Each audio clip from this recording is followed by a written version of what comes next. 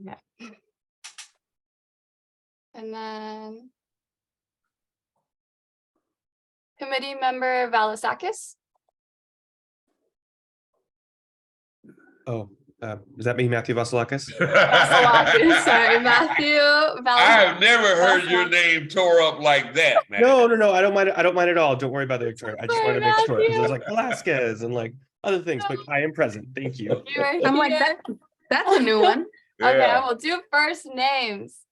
Tony, are you here? Or Anthony? Yes, I'm present. Carolyn? Present. Jen? Present. David? Present.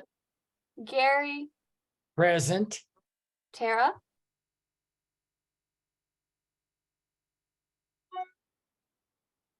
I see her in the meeting. I'll go back to her. Peter? Anderson present. Larry? I'm here. Secretary Anna Webb? Here. Vice Chair Aida Castañeda? Presente. Present. Chair Eddie Price? I'm here. And then Tara, are you here?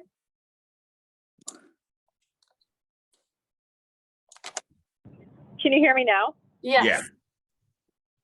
Okay, I'm in a car driving to Los Angeles, so it was muted on Zoom but unmuted on the phone, and so now I know how to respond. Thank you. Okay. Thank you. Chair, all members are present. Okay, welcome everyone. Are there any public comments to be added to the that are not on the agenda? There are no non-agendized public comments. No public comments. Do we have anything that needs to be withdrawn, reordered, or added to the agenda?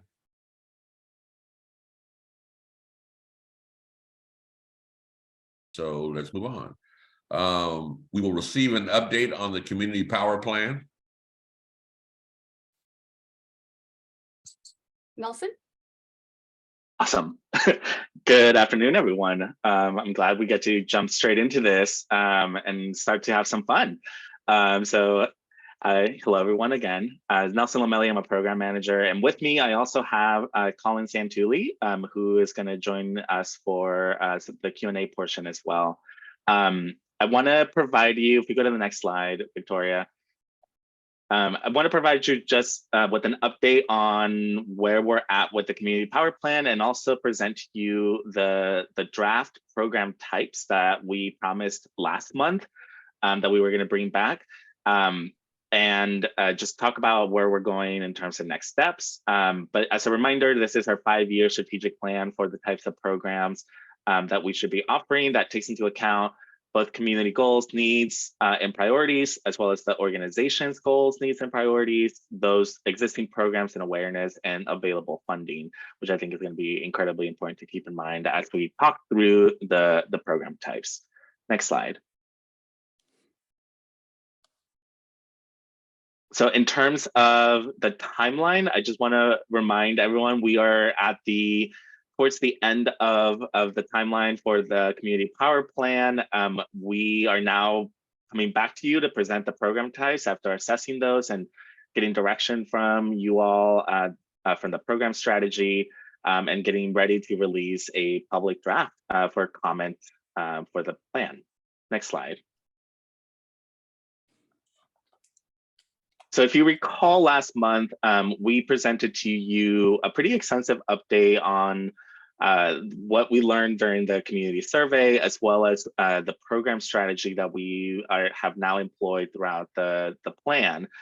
So the program strategy was really looking at what are the program types that we can offer within the short term, the midterm, and the long term, thinking about those for like which ones fill customers' immediate needs, which ones are going to take some time for funding to be developed or for it to start flowing, and then which ones are going to be a little bit more complex and just take a little bit more time to stand up. So we took the feedback that you all gave us from the last meeting and started to lay out the program types.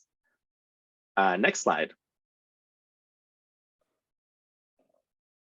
one of the really important things that I want to spend a little bit of time talking about here is that we want to make a commitment in the plan that specifically target our communities of concern. And so we are committed to supporting populations that have historically been underrepresented in program participation or have received their associated benefits. And we also want to be able to center our communities of concern in the program design, because if we feel that if we make it easy for communities of concern to participate in programs, then it makes it easy for everyone to participate in programs. And so there's a win-win situation there. And with that, we would love to get your feedback on this as well, in terms of in our plan specifically committing 50% of a program's non-administrative budget to participation from communities of concern. So essentially what this would mean is that 50% of a program's non-administrative budget, so those required to hire a consultant or whatnot, would be spent in communities of concern. Next slide.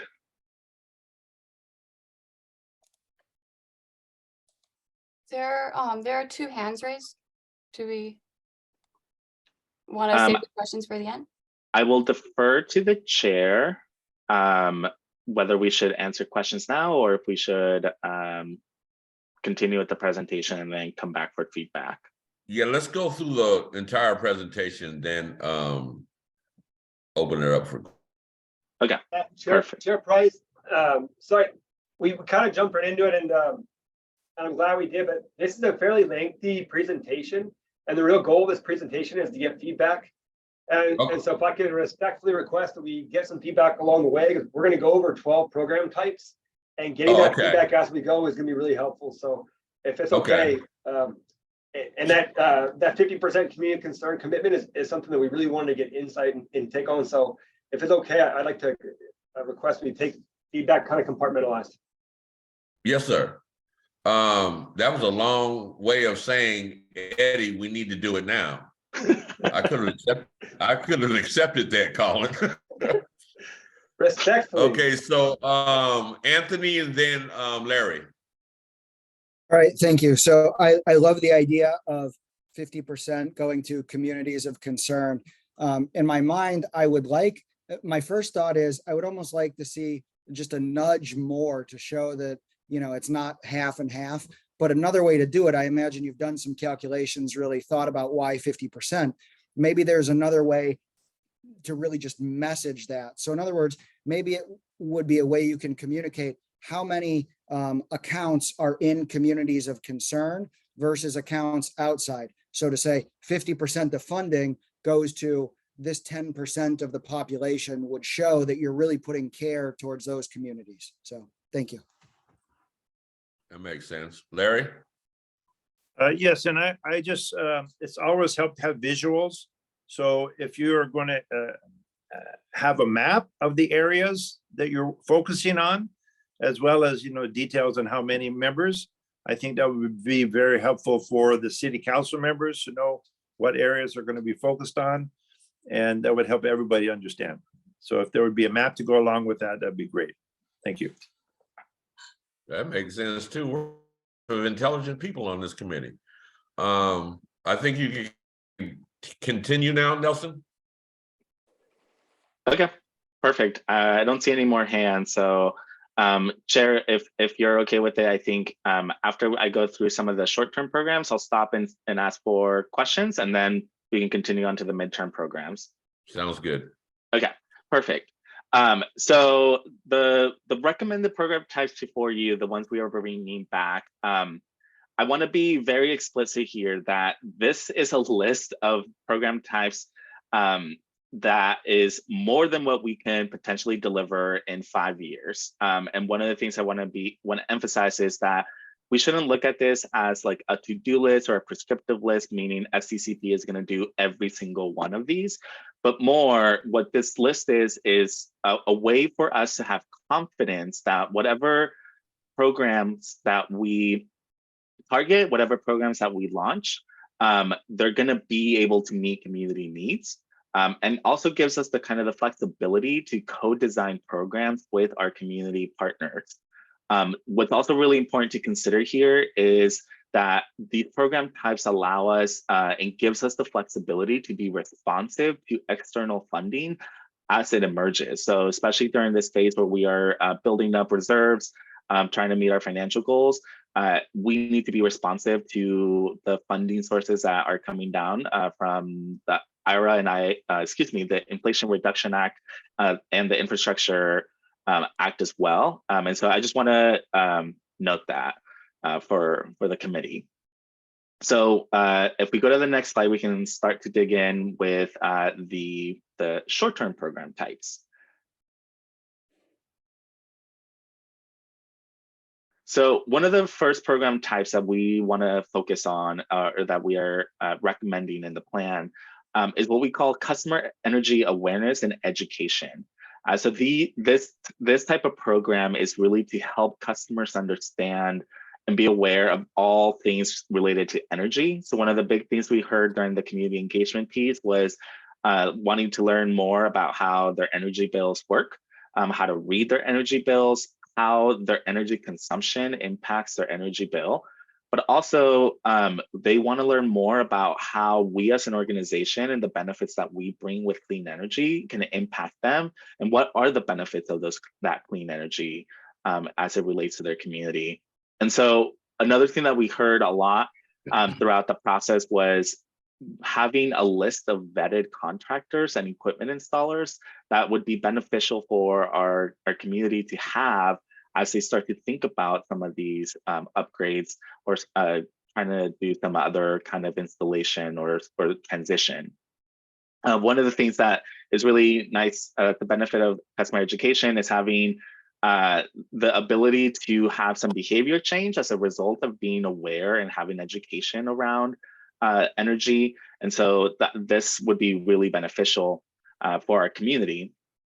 In terms of the design and funding considerations, one of the really important things for us to consider in terms of design is being able to partner with our community-based organizations to make sure that they have access to the resources to grow this awareness. So we can't go at it alone. It really is a partnership and requires us to do so. Another thing that we should consider as we start to design programs around energy awareness and education is targeting K through 12 classrooms where appropriate, leveraging potential partnerships with water education so that there's a water nexus connection there, and also providing contractor training to support the transition of clean energy technologies. One of the things in terms of funding is that I think because it's a short-term program, this is better funded from our revenues, and it also will expedite implementation. Next slide.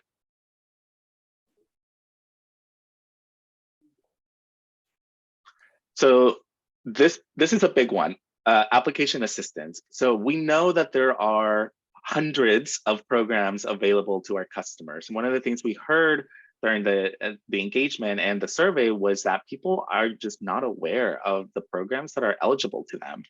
And so one of the things that we could do is provide application assistance to help connect customers and even help them apply for the specific programs that are already available. So instead of us reinventing the wheel, we can help have our customers access those programs and access that funding that is already out there and can help lower the barriers to adoption. So one of the things that we're really thinking about here is application assistance for on-site solar, for battery storage, there's for EV charging infrastructure, right? There's a lot of funding available from the state. And so any way that we can help our customers access that funding is going to be immensely helpful. So one of the things that we're thinking about in terms of design and funding considerations is really targeting application assistance for under-resourced community members, small businesses, and organizations that support communities of concern. So really, again, centering communities of concerns throughout this process.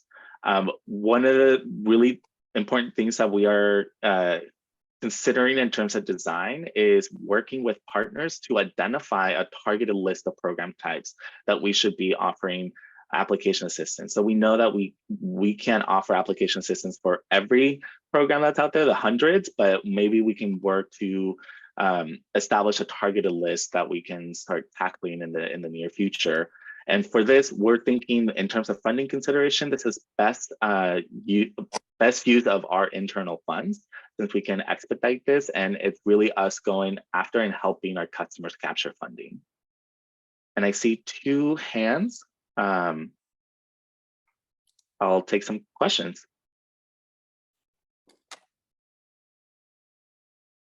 Yeah, Jen? Yeah, sure. ahead, I'll Jen. go. Thank you.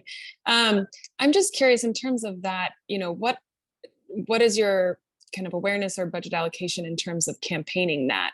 Because being able to, receive the assistance is one thing, and having staff time to support those applications is one thing, but how are you going to let people know? Because what I heard you say was that there's an awareness issue, that it's even an option. So that feels like a marketing push or campaign. Can you speak to that? Yeah, I can also ask Colin to kind of step in here and provide some input. What I would say is that it is a little bit of marketing and external affairs crossed with a little bit of programs, because there's a little bit of a push of marketing and external affairs to just advertise or promote us as an organization, but there's also an educational component here that falls within more of the program side of things, to be able to promote these programs and educate customers around how programs work and how energy works in general. So it is a cross sectional kind of piece here, and we fully realize that, but there is a lot that we can do on the program side as well.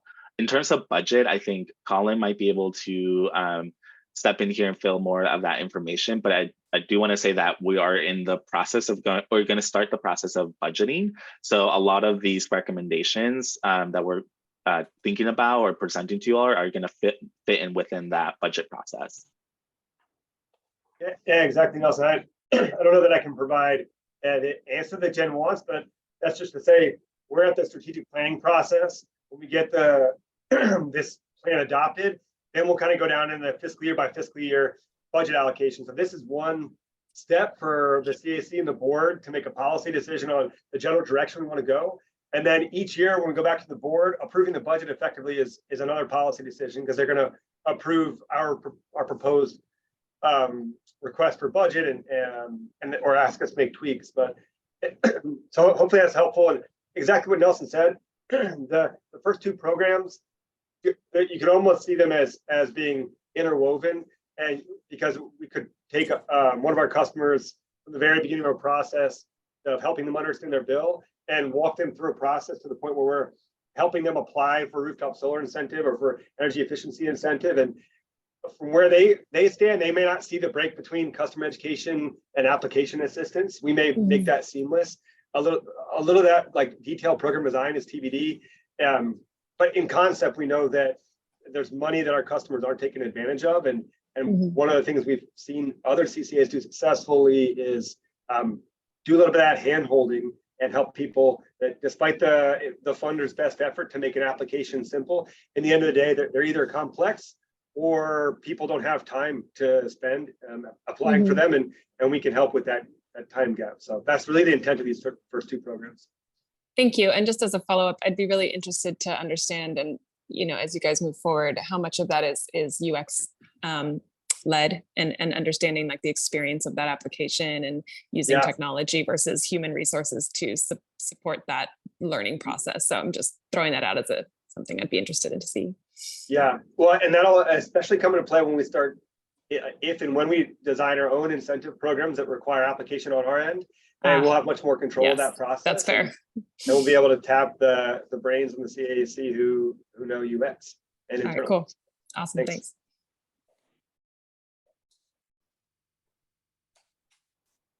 Thank you. Anna?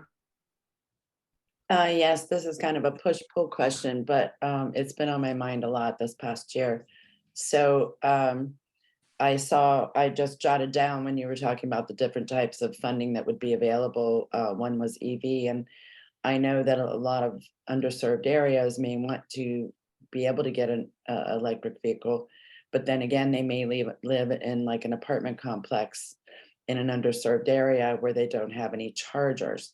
So I wondered if this funding might kind of extrapolate out to where apartment owners would be encouraged to put in or install an electric charging unit or two. It's push-pull only because somebody might not want to buy an EV vehicle. There are no EV chargers here in Imperial Beach. So if they would want to purchase it, they wouldn't have anywhere to charge it. So I wondered if that would be included for where we could work together with apartment building owners in underserved areas where they could also apply for funding to get the charging units in if there was interest with the tenants to purchase one.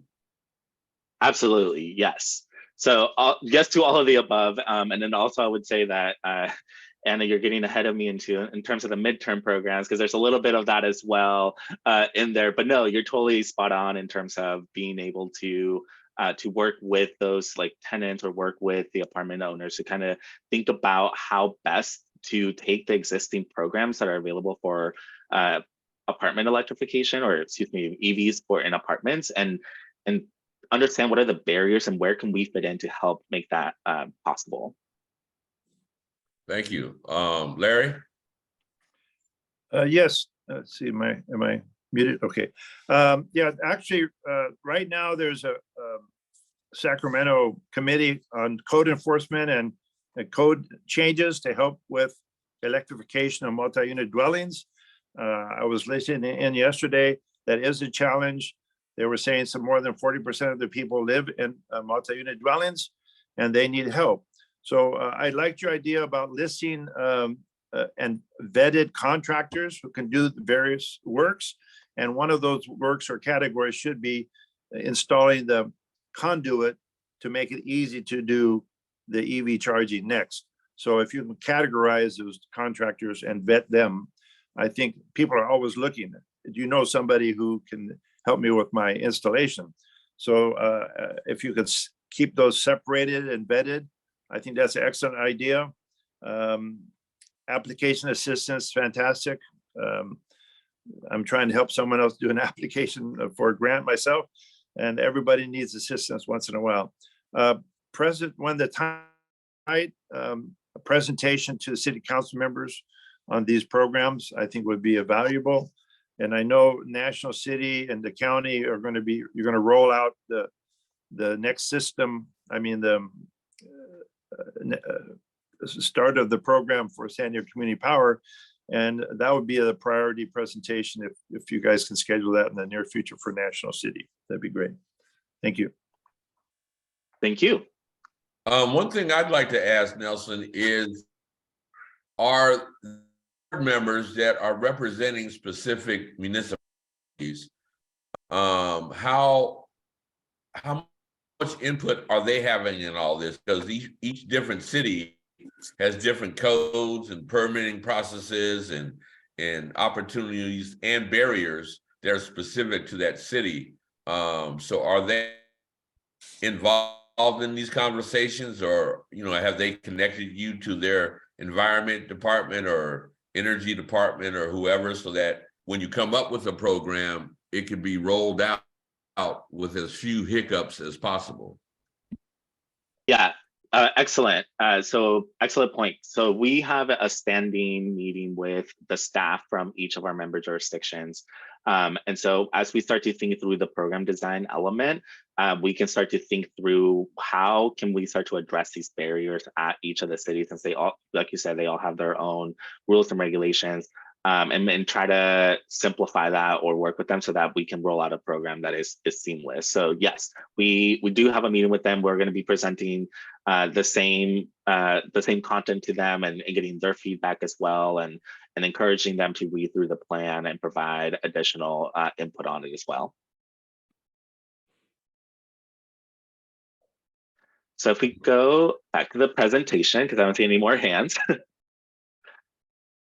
So if we go to the next slide, The next one focuses on making sure that we're offering the benefits of solar energy to our what is considered by the state disadvantaged communities. I know Chair Price, you want to use community of concern, but the state does use that term of DAC. So we're already working on this. So this is already a program that is in motion. But it is really about providing the benefits of solar with a 20% bill discount to income qualified customers in disadvantaged communities.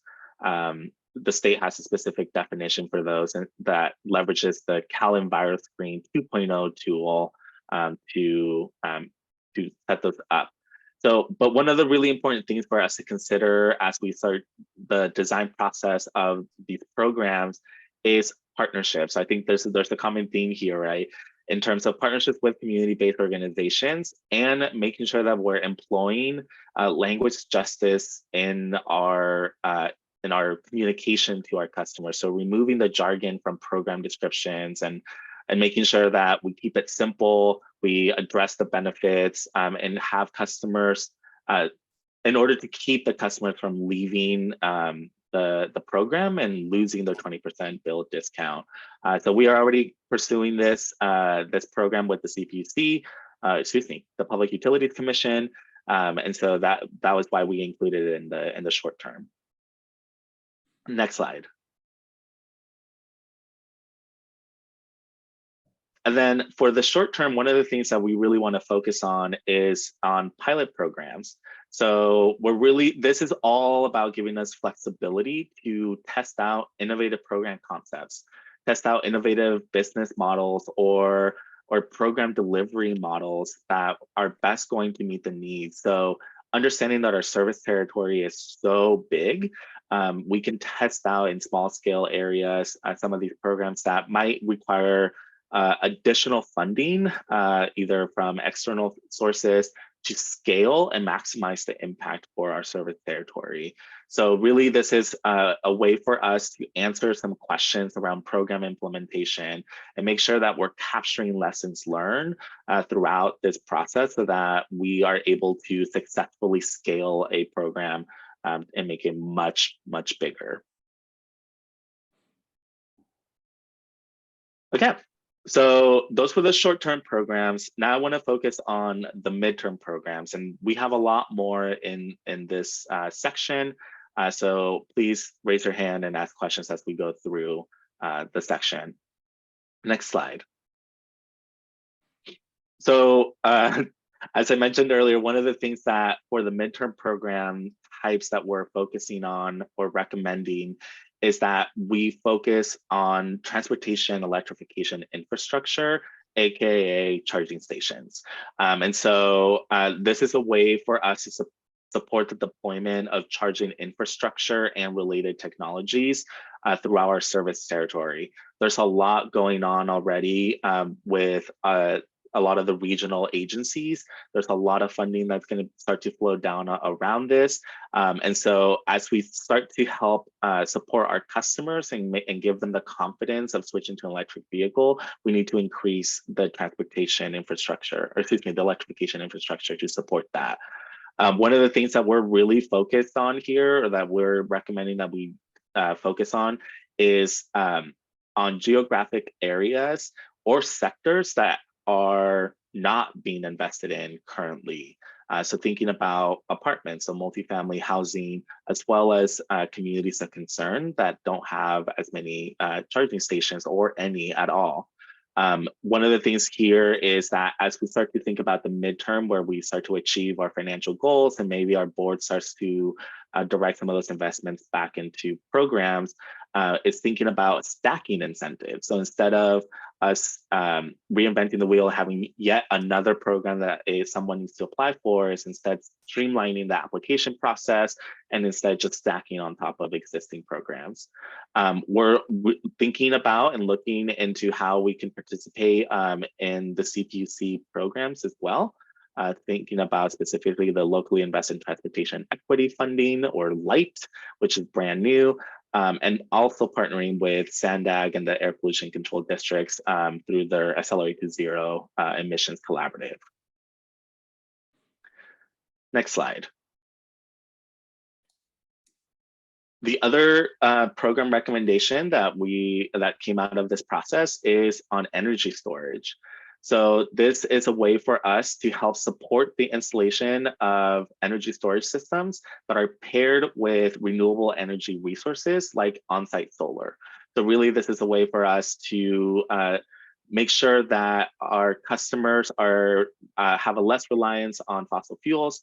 They're making a better use of the renewable energy that we are providing. Oops, we went back one. And making sure that we're increasing the resiliency of the grid, and in cases also providing backup power during outages. In terms of design considerations and funding consideration, this is really a big lift, and it requires us working with local governments to streamline permitting, to streamline applications, to scale these energy storage systems at critical facilities, or even come up with resilience hubs. This is a way for us to be able to stack incentives on top of those that are coming down from the state, or even get creative with some of the financing and provide upfront incentives instead of waiting for a rebate from the states. This is really about us thinking through creatively, like what are the barriers that our communities of concerns and critical facilities and these customers are facing in terms of energy storage, and filling in that gap.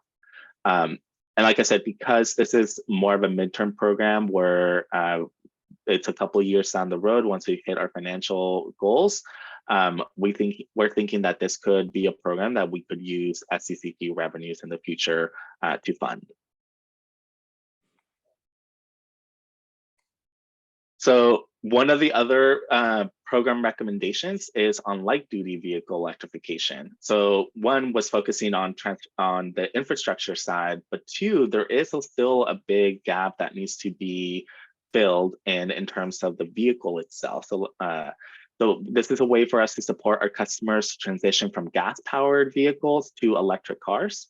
It's a way that tackles the community needs in terms of reducing carbon emissions and improving local air quality, and also has the added secondary benefit of reducing vehicle operating and maintenance costs. So this is, in the future, potentially, this could also be a way for us to potentially help with the grid resiliency if we can tap into the giant batteries in the vehicles to help stabilize the grid. We know there's a lot of electrification programs out there right now. So there's a lot of funding from the state to encourage people to adopt new vehicles. But what about access to vehicles from income qualified customers or access to used vehicles? So this is a way for us to really consider prioritizing expanding the access to electric vehicles for those customers. One design consideration for a program is to partner with car dealerships to offer point of sale incentives instead of relying on after sale rebates, because those aren't as effective for low income or disadvantaged communities. Again, because this is a midterm program, we're thinking that anything we do in terms of rebates or incentives would be funded by our revenues and be able to stack on top of available state and regional funding. I see a hand, two hands. Yeah, David? Can you further define point of sale incentives? Yeah, so traditionally, and the way that most incentives work in the state currently is the customer has to go either purchase or lease the vehicle and then put up all that upfront capital and then apply for a rebate and wait weeks to get that money back. So that's what an upfront incentive would be for us to say, okay, we're going to offer you the funding to reduce that cost. So essentially reducing the barrier to adoption so that you don't have to wait for this funding to come back. Because a lot of times customers don't have that money to put out on upfront, and instead can use some help doing that from us. Thank you. Larry? Yes, the term you have there, potential to help with grid resilience. And verbally you mentioned, I believe you mentioned bi-directional charging, using the batteries in the cars to help with the grid. Correct? Yeah, so yes. So I think and maybe in your documentation, you have that bulletized, but I think it's helpful when you define grid resilience, because it has multiple meanings. It'd be good to have a couple bullets underneath that. So bidirectional charging, I agree. And the other thing I've thought about in the past, because they've had incentives to put solar and now we're battery charging, which is fantastic. And grid resilience, I've never heard of anybody saying, we need to find out the areas or community that don't have solar and don't have battery backup and have incentives to fill those in a little bit more. So I think that would help with grid resilience too, rather than them all be concentrated in one area or another where there's gaps. You know, maybe consider some incentives to help fill in those gaps and have the whole help with grid resilience in that way. So it's just a thought, and that's down the road, I know, but just idea. Thank you. Yeah, thank you. If I may add, what's coming up for me is the appreciation of coming at the overall larger problem of, you know, climate change and grid resiliency and all that kind of stuff from the opposite end of the spectrum, as opposed to the trickle down effect, right? Oftentimes these programs are started and the benefits trickle down to communities of concern. And what I'm hearing is that we're intentionally operating from the opposite end of the spectrum so that we can possibly meet in the middle for a solution to climate change and grid resiliency and electrification and all that kind of stuff. So I commend us, that sounded funny, but I commend us on, you know, taking the stance from the opposite spectrum that we can meet in the middle for a solution. I think that needs to be acknowledged. Thank you, Cherry. Yeah. I appreciate that, because that is really like throughout this entire process of doing the market assessment and coming up with speaking to the community, right? This is what we heard. It's always been on the other end. And so one of the ways that we can help fill the gap is to go on the other and approach it differently than what's been done. So I'm glad this is coming across to the committee, because that's an important point. Thank you. Okay, we have a few more, and then we can continue with the list. And I'm sorry this is a longer presentation, but I really felt that we needed to get all this valuable input from you all so that you're not all surprised by it when we release the draft. So the next slide focuses on, the next program type focuses on demand response. So we heard from our customers that one of the things we heard in the survey was that they want to be able to be compensated by reducing energy during certain times of the day or adjust the use. And so the demand response programs are a way for us to incentivize customers to reduce their electricity use or shift that use to different times of the day. And we can do that via a number of ways, including encouraging either behavioral change or using smart devices to accomplish that shift or reduction. This is really important because we heard that cost is a big concern. And so this could help customers reduce their costs if they're not using as much during that peak period, and can also, again, lead to benefits on grid resiliency and making the best use of renewables. There's really, in terms of the funding and design considerations, there's really a gap around installing smart controls on other systems. So as we start to think about electrification of heat pump water heaters or of the electrification of homes, right? We should start to think about what is the best way for us to establish requirements for those technologies to be able to participate in demand response. These are the types of programs that are probably best funded by our revenues, but there is some interesting funding being made available from the Energy Commission, as well as the Public Utilities Commission, that we should be monitoring and see where we can capture and stack funding as well. Next slide. So along the lines of vehicle electrification, one of the things we heard from our community was the need to reduce air pollution in their communities. And so one of the best ways we can do that as well is to support our commercial customers in transitioning to electric commercial vehicles. So think electric delivery vans, shipping trucks, drayage trucks, buses, both school buses and transit buses. So this is important because it communities around the ports are disproportionately impacted by the regular travel of heavy duty vehicles that are just emitting diesel pollution. And I think we saw the article around the Barrio Logan area. And so one way we can help support the air pollution reduction is through electrification of the vehicles around those. So we should also, in terms of design and funding consideration, is supporting the transition of public serving fleets. So thinking public transportation as well as school buses.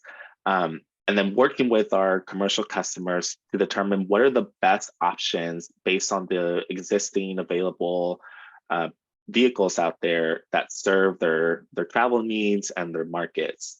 One thing that we should consider as an agency is partnering with the Port of San Diego to help them transition their fleets and to have the biggest impact on our communities of concern.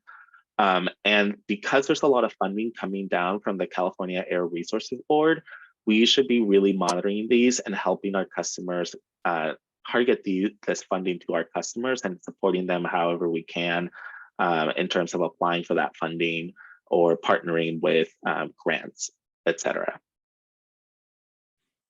Next slide. A big piece here is that we heard throughout the community engagement is energy efficiency. And I think the next item that is going to be presented to you by my colleague Sheena is going to address a lot of the energy efficiency pieces. So this is about reducing the amount of energy used in buildings, which not only lowers bills, improves indoor air quality and comfort, but it also has the added benefit of making renewable energy more accessible or renewable energy generating systems like solar more accessible because you need a smaller system to meet those needs. So an example of energy efficiency could be improving insulation, having more efficient windows and doors, or even doing cool roofs. When we did our analysis, one of the things that was highly recommended for us to consider is having free or low cost upgrades to income qualified customers as well as those in communities of concern. So understanding that there is a barrier there to adoption, we should consider how best to offer these services or equipment or upgrades for free or at a very, very low cost. An important thing for us to consider as well is that split incentive that I think was mentioned earlier about how do we make sure that both tenants and landlords for multifamily are see the benefits of these upgrades. And like I said, one of the big ways that we see a potential funding source for this is that renewable energy network that my colleague Sheena is going to talk about in the next item. Chair? Yeah, I raised my hand. I forgot I was the chair and I don't need to raise my hand. I can just talk. I'm sorry. I think, back to the last slide in partnerships and collaborations with community entities that, I think we might want to also talk to the Postal Service also, right? Because they run around communities all the time, whether it's community of concern or other little raggedy, smoky little vehicles, they stop, they just belt smoke everywhere. And I think developing or going down that path of creating a relationship with the Postal Service may actually open us up to funding from the federal government, right? It would be a relationship that would make them want to fund our communities. I just want to put that in there. I'll take it. Okay. Thank you. I appreciate that because they do have a lot of vehicles. I see another hand, Chair.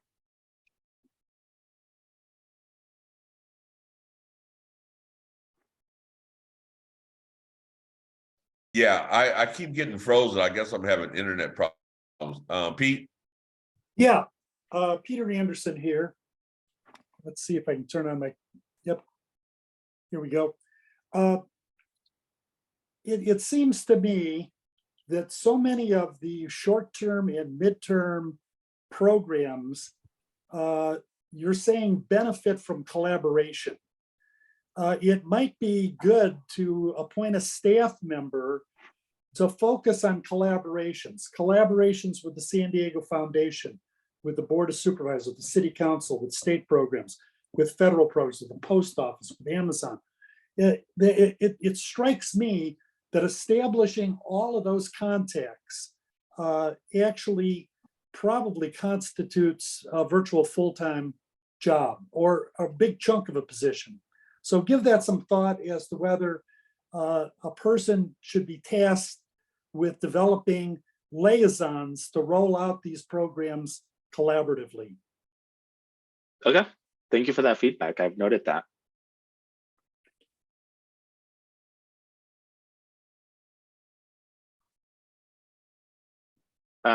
Chair, I see Carolyn Schofield. Carolyn.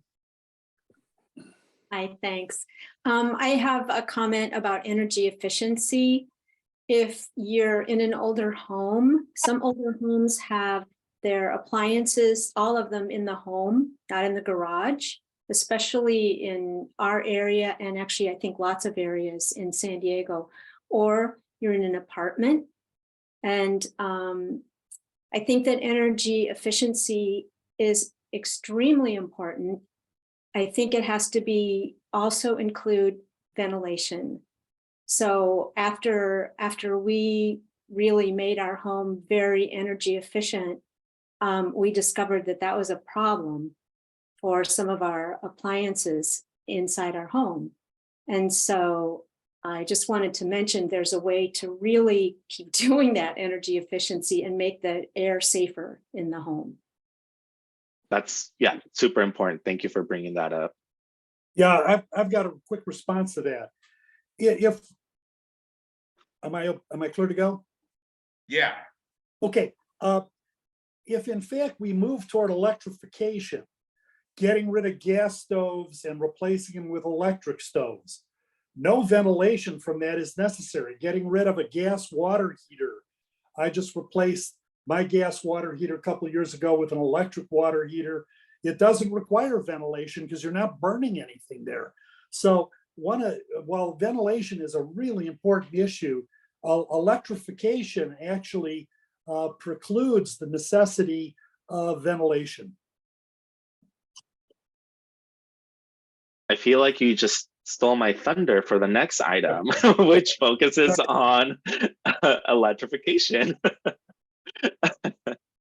So the last two slides here are around electrification. So we considered these, instead of calling them just building electrification, we really wanted to be specific and strategic in calling them heat pump technology as it relates to electric heat pumps for space heating and cooling and for water heating. So these are way more efficient and cleaner than our gas counterparts and produce a lot less air pollution, like committee member Peter just said. However, the other piece to heat pump technology, as efficient and as great as they are, is that sometimes electric panel upgrades are needed. And so one of the things that we are here in considering in the design and funding of this is that we should be doing incentivizing or somehow assisting with electric panel upgrades to make sure that that barrier is reduced for projects. In our analysis, we looked at the best way to do this. And so one of the things was that was more efficient for communities of concern and for multifamily affordable housing projects was to do direct install programs. So we should consider that as we start to design some of these programs. And then also another design consideration is making sure that we're doing contractor training and providing midstream incentives where it's appropriate. And so midstream incentives, contrary to the upfront incentives that I mentioned earlier, midstream is really going and incentivizing the contractors to do the training or have the equipment on board so that when they get an emergency call that a water heater is broken, they have the equipment and the skills and the knowledge to be able to switch that out at that point. These are going to, again, take a lot of partnership with community-based organizations to make sure that any heat pump technology or electrification program is successful. And we're going to have to partner with our regional agencies to capture some of that Inflation Reduction Act funding. And if we do have any funding of our own that goes towards this, it's making sure that we're stacking incentives on top of that. And then the last one that we have is around appliance electrification. So we see water heating and heat pumps as separate than appliances, because appliances really focus on the stoves and clothes dryers. So this is encouraging the adoption of electric building appliances. I think we in the committee know that induction stoves are way safer and way more efficient form of cooking. So not only do they reduce the indoor air pollution related to burning natural gas, but because there's no open flame around them and there's no hot surface, it's actually a lot safer for families that have children. And they're way more efficient and have incredible temperature control over traditional electric stoves or even gas stoves. The heat pump dryers, clothes dryers, they're super, super efficient and also have the added benefit that they don't need to be vented.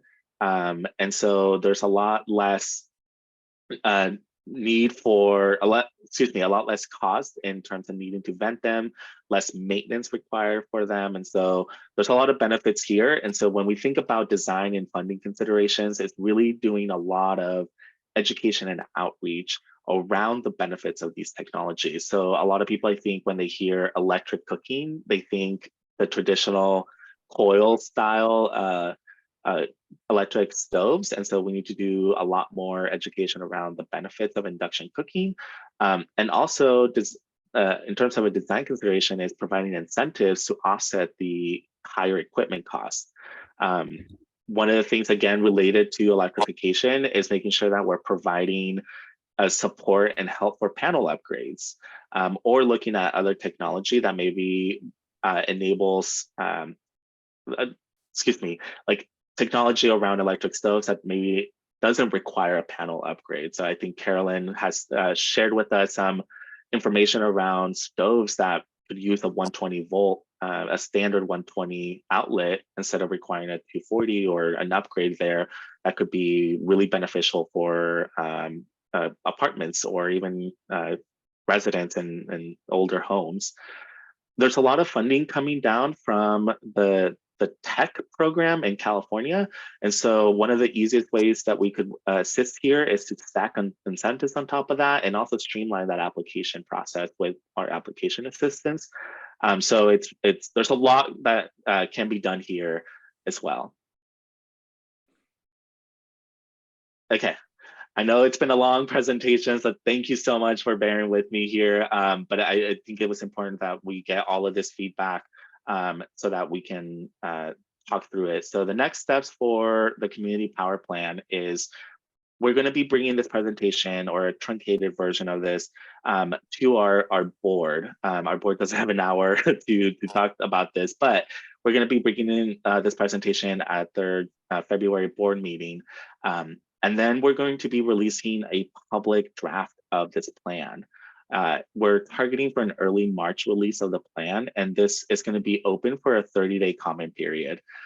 We know that traditional public comment for big agencies is you write a letter and you submit that letter, and it's just not the best way to get feedback. And so we're going to be leveraging this tool called Conveo, where people can read the plan, see the plan virtually, and comment on specific parts of the plan and upvote comments from other people. So it's a very easy and social way to interact with this document. We're going to be re-engaging stakeholders as well as those that helped us throughout this community engagement process to draft this plan to get their feedback on the plan. We're going to be hosting a workshop to do that as well. And once we get that all finalized, we get the public comment, we make all the edits. We're expecting to present a final draft of the plan to you all in May, and then to our board for adoption consideration in May as well. So that's kind of where we're at in terms of next steps.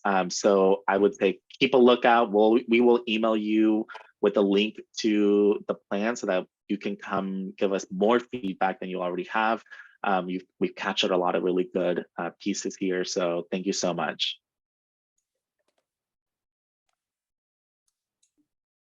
Thank you. Are there any more questions for this young man?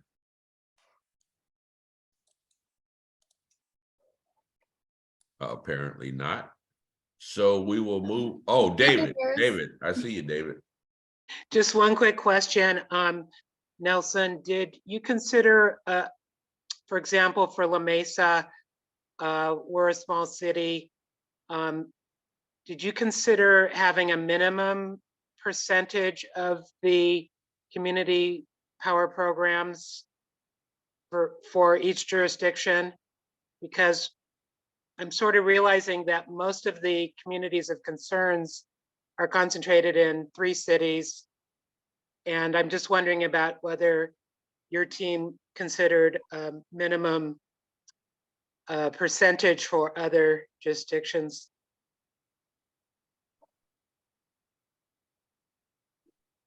Yes, I will. I'm going to defer to Colin on that question because we are.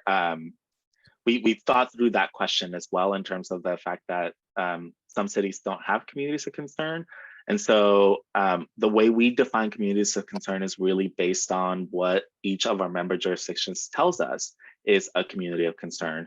So we are more than happy to work with each of the member jurisdictions and have them share with us and say, hey, this is what we define as communities of concerns, and include that in our definition as well. But I'll let Colin see if he wants to add any additional pieces or color to that. Yeah, no, you took the words right out of my mouth.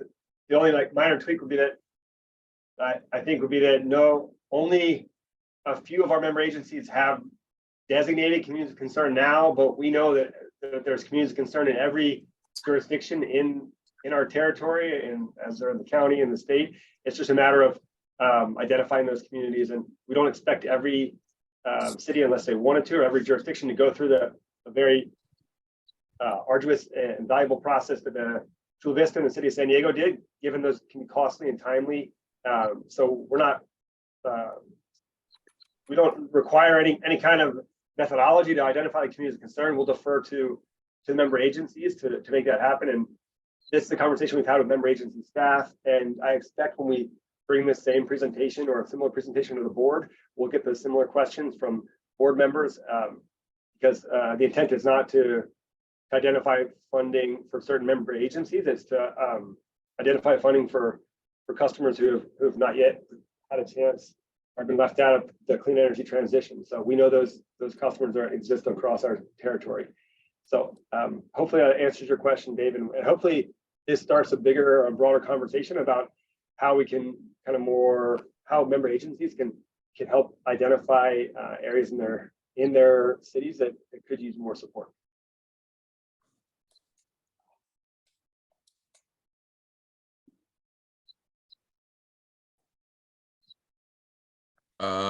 Okay. Item number 6, Colin, that's you. I just want to mention before we go to item 6, there's no pre-submitted public comments for item 5. Thank you.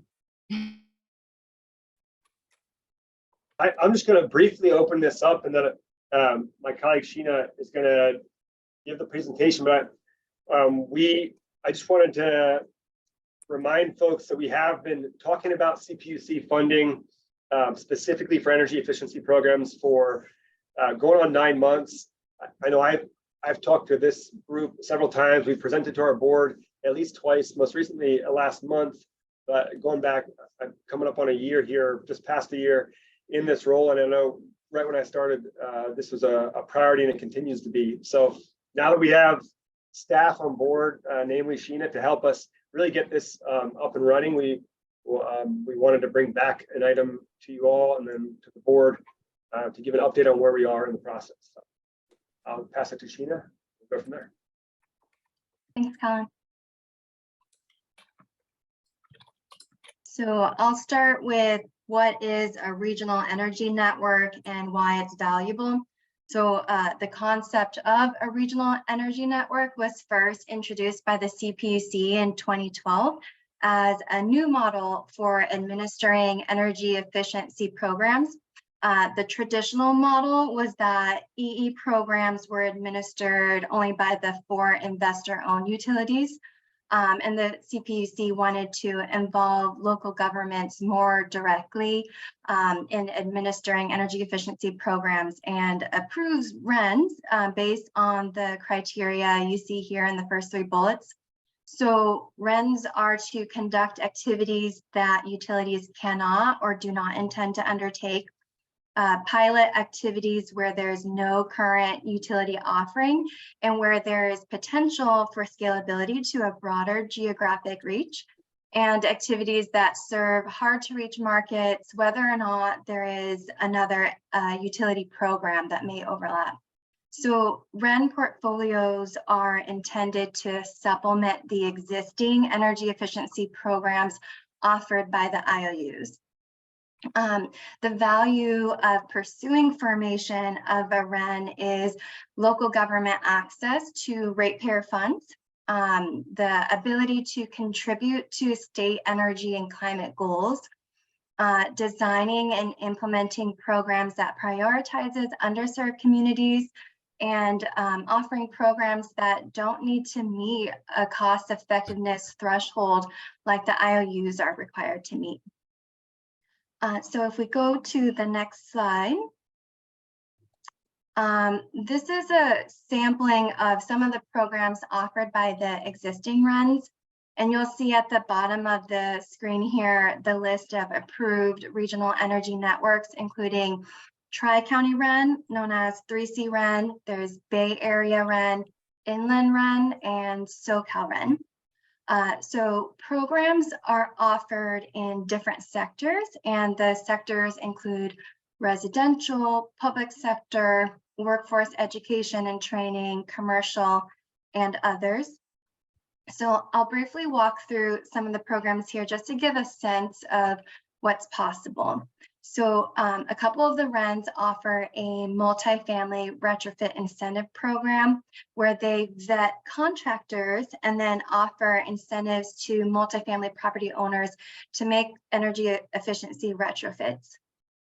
Bay REN offers a green labeling program, providing assessors training on the Department of Energy's home energy score, and provides a rebate for each subsequent home energy score project that's submitted. Bay REN also offers a commercial sector, small and medium business program, assisting businesses with energy efficiency projects. And then a residential program that SoCal REN offers is called Kits for Kids, which gives 3rd and 4th grade classrooms focused in low income areas, an incentive for student participation in installing measures from a take-home kit. So they include LED bulbs and other items that can help families save money. SoCal REN also offers a workforce education and training program called Green Path Careers. And that program assists opportunity youth with obtaining an industry recognized certification through BPI, or the Building Performance Institute, and then matches the participant up with paid work experience. And then lastly, I'll mention there are public sector programs that provide public agencies with customized energy efficiency technical assistance so that they can implement energy efficiency projects. The next slide here shows a comparison, gives a little bit more information on each of the RENs, including Rural REN that is pending approval. So I'll just go through each of these quickly. So SoCal REN is administered by LA County and offers programs in 12 counties in 220 cities serving a population of 20 million residents, and their 2023 budget is about $23 million. Bay REN is administered by the Association of Bay Area Governments, known as ABAG. which is part regional planning agency, part local government service provider. They offer programs to 9 counties in 101 cities, serving a population of 7.7 million with a budget of $26 million for this calendar year. 3C Run is available in 3 counties, Ventura, San Luis Obispo, and Santa Barbara. They cover 25 cities and they serve a population of 1.5 million with a budget of $12 million. Inland Run, they are the most recently approved run. They're approved in 2021. They cover Riverside County and San Bernardino County and is led by 3 councils of governments. They serve 4.5 million residents in 52 cities with a budget of $10 million. And as I mentioned, Rural Run is pending approval. They're led by 6 members of the Rural Hard to Reach Working Group. That includes Redwood Coast Energy Authority, which is a CCA. They submitted their business plan application in March 2022. At the same time, the other program administrators submitted their business plans. And their proposed territory covers rural areas of California in 115 cities, serving a population of 7 million. So as you can see in this side-by-side comparison, and I have the maps depicted here just to show, San Diego is perhaps one of the remaining populated areas that is not served by a REN.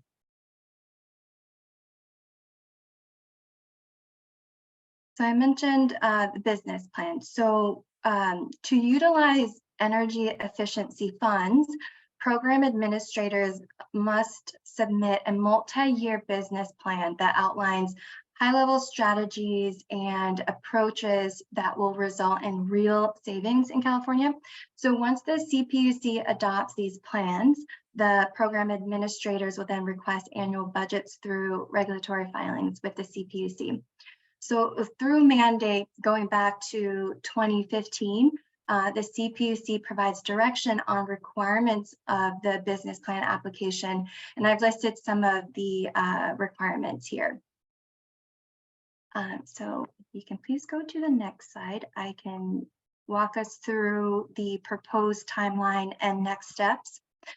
So this is the full process here, and you'll see we're in the admin and planning phase right now. We anticipate funding in 2024 or 2025, but this really is dependent on CPUC approval. Our immediate next steps will be to determine the governance structure and hire a consultant to assist with the business plan development. And we anticipate the REN application to be submitted to the CPUC by the end of this year. And so as we develop this business plan in the coming months, it will entail getting into the weeds of specific program designs. And because this will require regional conversations, we will have venues to discuss specific program designs and get input. So the San Diego Regional Climate Collaborative, SDRCC, is one of our partners. And we will be an active participant in their newly launched working group called the Regional Energy Resilience Working Group. So we see this working group as a potential good venue to have these regional conversations. And then I'd also like to mention that Clean Energy Alliance has brought the topic of the REN to their board, and they're also excited to bring a REN to the region. To further go into next steps, so we have an RFP that's currently open. It was released on February 17th and it'll close on March 14th. The scope for a consultant to assist with business plan development includes developing the required documents, providing CPUC support, conducting data and market analysis, and providing support in CAKE stakeholder meetings. So that's California Energy Efficiency Coordinating Committee. Other next steps, aside from hiring a consultant and drafting the application, will be determining the governance structure. We're going to ramp up our coordination with SDG&E. And of course, we'll be bringing regular updates to the CEC and the board throughout this process. And that wraps up my presentation. We added legislation here relating to the business plan, just in case anyone wanted to reference the exact decisions. Okay, Matthew? Thank you. I just really, really want to appreciate how much work is going into this and how essential a REN is. Like, it's amazing that we're able to get one started. It's, I mean, honestly, a little embarrassing that we don't have one already, considering that the state is so much further ahead of us, and collecting these free dollars for what should be going to our communities to help with various energy program needs.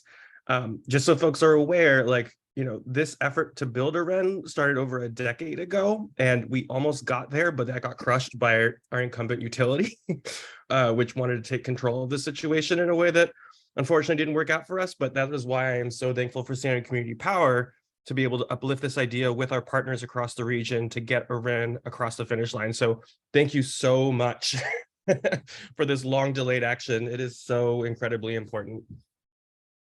Thank you.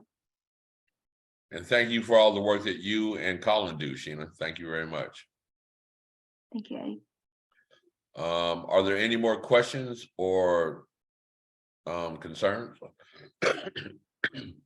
And are there any questions from the public concerning this matter? There are no submitted public comments on this item. Okay, so I'm assuming we can move on to number 7. NEM 3.0 decision and how that's going to roll out and affect our communities. That's me. Hi, everyone. I'm Laura Fernandez. I'm the Director of Regulatory and Legislative Affairs here at SDCP. And I'm here to talk to you about net energy metering, which was a decision that was voted out. Well, this is one, net energy metering. The most recent decision is what I'm here to talk to you about today. And as you all know, that was voted out in December of last year. So before jumping in to talk about the most recent decision, I wanted to walk back just a bit and outline our advocacy in this proceeding. So going back to January of 2021, which is the same month actually that I started working for SDCP, we were the first CCA to become a party to the rulemaking. And that same month, we also filed comments where we advocated for a customer's right to self-generate. Later in the year, we filed a joint reply brief with San Jose Clean Energy, where we urged the CPUC to reject the avoided cost calculator. We argued against high fixed charges for NEM customers, and also argued against any changes for NEM 1 and 2 customers. As you may recall, there was a different proposed decision that came out at the end of 2021. That decision would have adopted a grid participation charge for every rooftop solar customer, and we advanced legal arguments arguing that the grid participation charge was illegal under federal law. And this isn't on my slide here, but as a reminder, the original proposed decision was ultimately withdrawn and a new decision was issued in November of last year. And SDCP filed both opening and reply comments on that decision as well. Next slide, please. So what's in the final net billing decision? First, and I think this is huge, the final decision maintains the legacy status of NEM 1 and 2 customers, meaning there's no impact to existing rooftop solar customers. This bears repeating, existing rooftop solar customers maintain their current compensation rates. The previous proposed decision would have required NEM 1 and 2 customers to transition to the new tariff after 15 years. So I see this as a huge improvement with the new decision. The previous proposed decision would have also required a grid benefit charge, which would have amounted to about $50 to $70 per month for solar customers. The new decision drops the grid benefits charge and instead requires customers to take service under an electrification rate, which is intended to promote pairing storage with solar systems. These electrification rates do have a fixed charge of $16 per month, but the fixed charge is not just for solar customers, but for any customer that takes service under this rate. I personally take service under the rate for SCG&E, it's EVTOU5, some of you might be on it also. And the benefit for people with EVs is the super off-peak cheap charging in the middle of the night, so $16, totally worth it.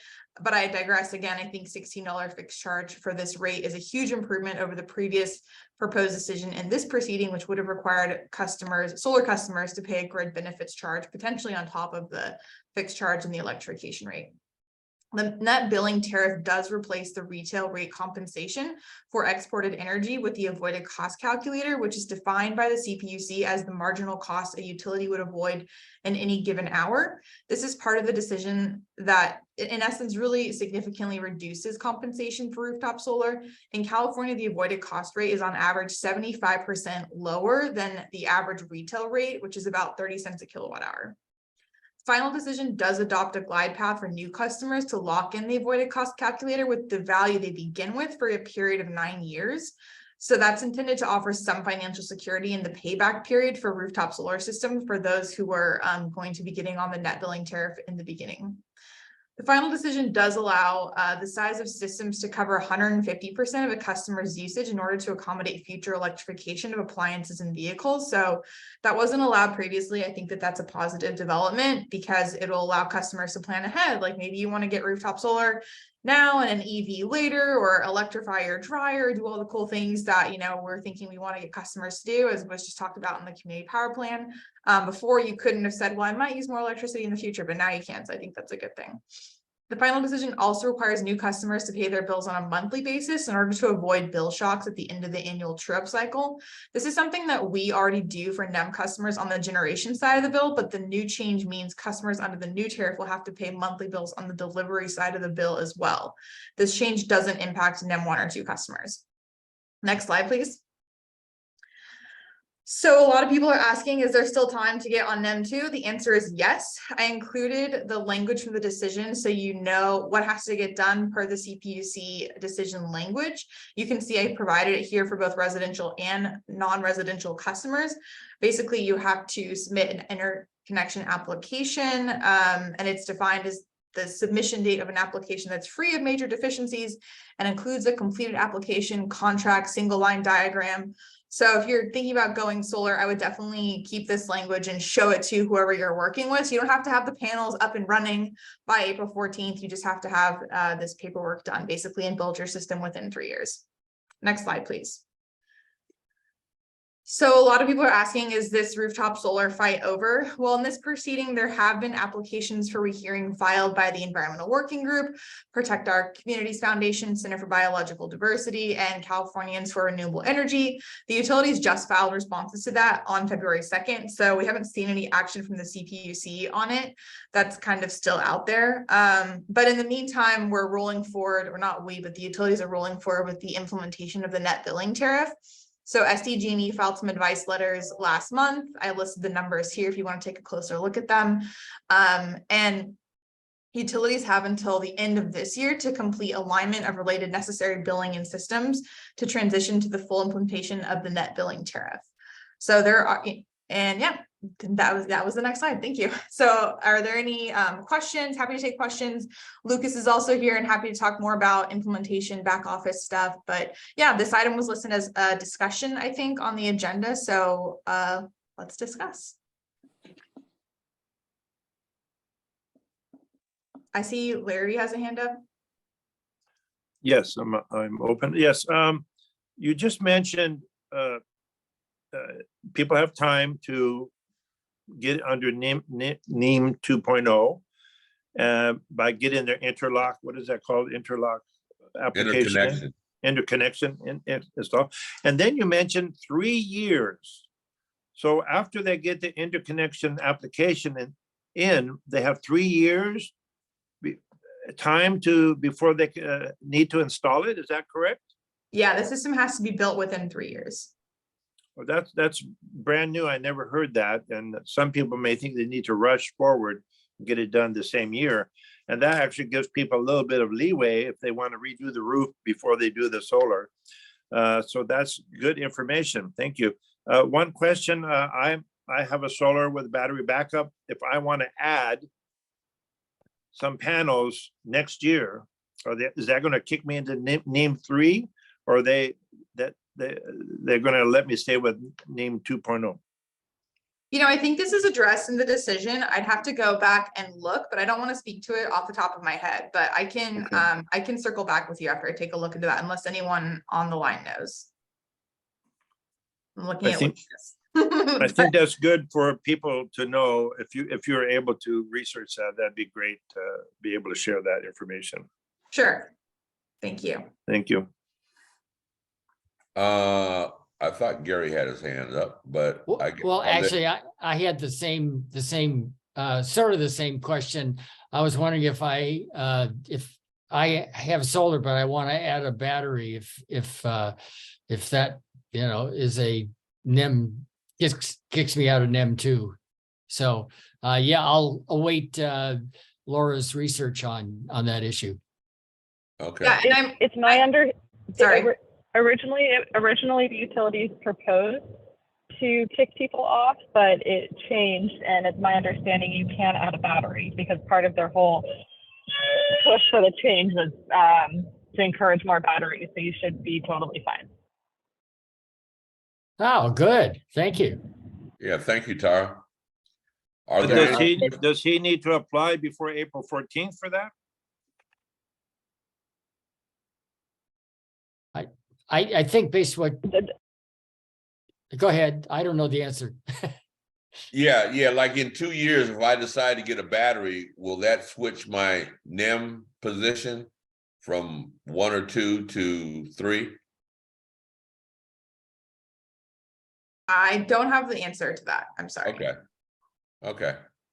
I would assume not, because the whole intent of this decision was to try and incentivize people to get batteries. But yeah, that's just my gut feeling. And then I think on the adding panels, I'm not sure if it's clear in the decision, but I think that I heard somewhere that if you want to add panels and you want to stay under NEM 2, that it should be done by the April deadline. But I will don't take that as gospel. I will follow up via email if I can get a more concrete answer. Okay, thank you. Are there any questions from the public?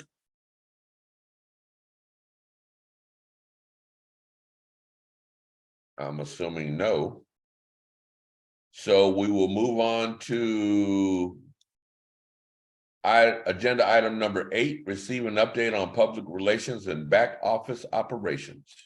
And then right before, just again, no submitted public comment for item 7.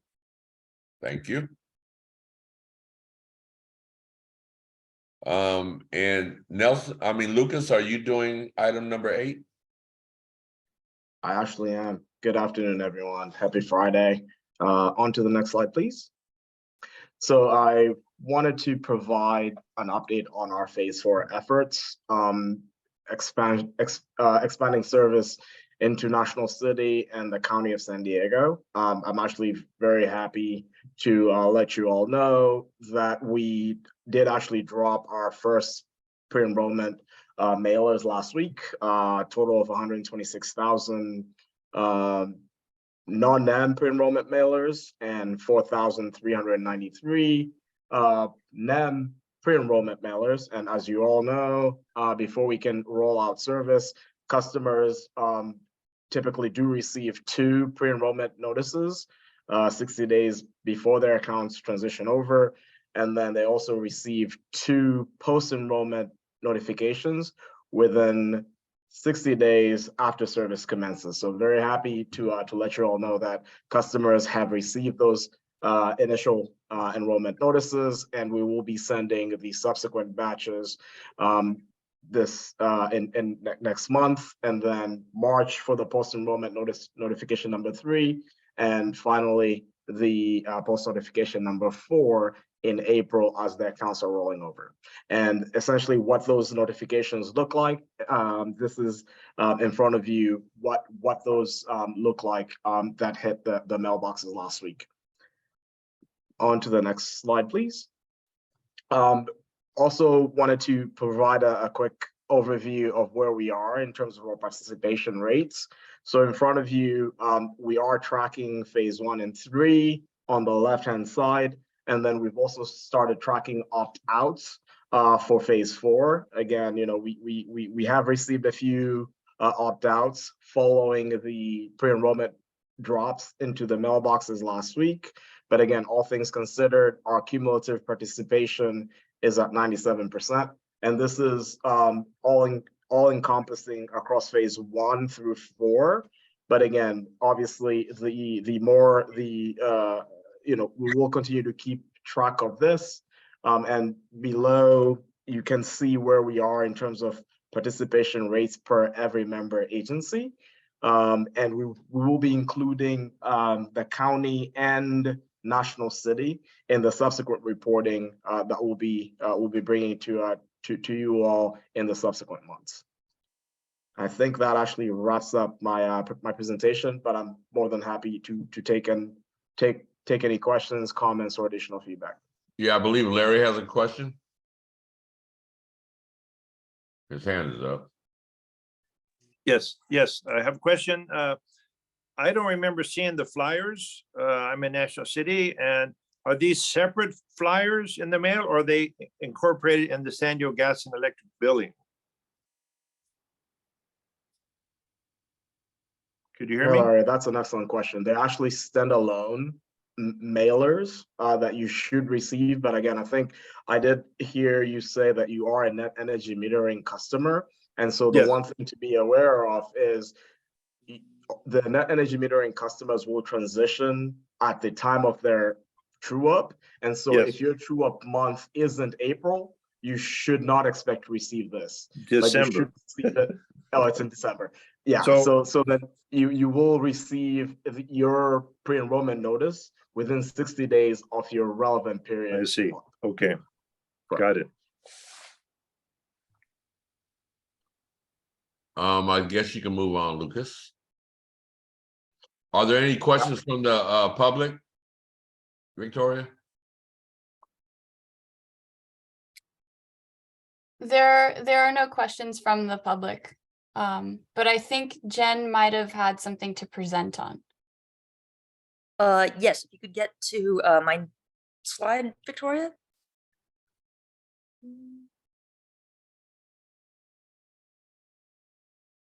Oh, apparently my slides are missing here. One moment, please. If you don't mind, I can share from my screen here. Apologies.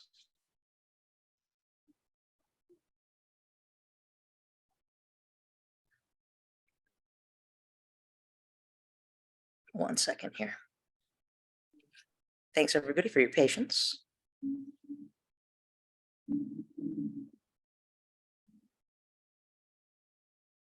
Okay.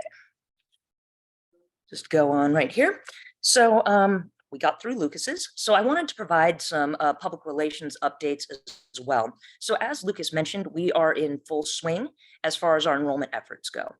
And so aside from the mailers, we have done some media buys. And so you'll be seeing and hearing from us more in the coming weeks. Currently,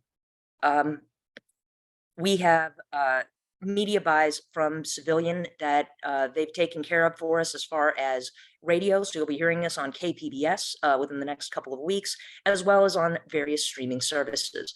We've also done some buys for billboards that will be going up within the next month or so and will be up through April. In addition to all of that, we've got some social media ads that you can see here that will be running and they will be in languages that include English, Spanish, Filipino, and Arabic. For this particular enrollment effort, we've actually matched the budget that we had from the last round of enrollment in order to create more brand awareness.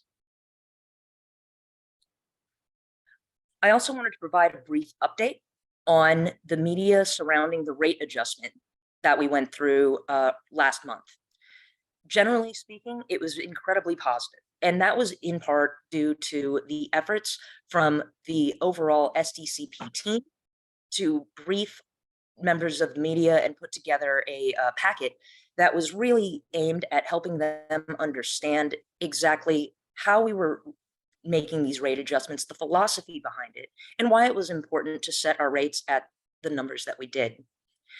The stories that we got out of it were factual and extremely helpful for us in getting the word out about what we do and how we do it. We reached approximately 2.7 million people through this particular set of outreach. And this is just the sort of tip of the iceberg, if you will, when it comes to our earned media efforts going forward. We're in the process of bringing on a new senior marketing and communications manager who's going to significantly help us with these efforts going forward. And so that's just a brief update that I wanted to provide with all of you, and I'm happy to take any questions you may have. Yes, Tony? Yeah, hi, no question. I just wanted to say outstanding work, to everyone involved with that outreach effort. I mean, to hear that you hit so many different types of media and that it was, overwhelmingly positive coverage is just huge, and that's what's needed. So great job, to San Diego Community Power and the board for approving those rates in the first place. And then Jen, just great job getting that message out there. Excellent work.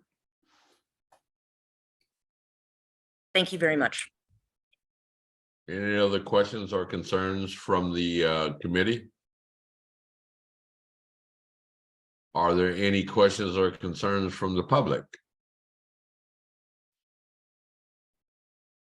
There are no submitted public comments on item 8.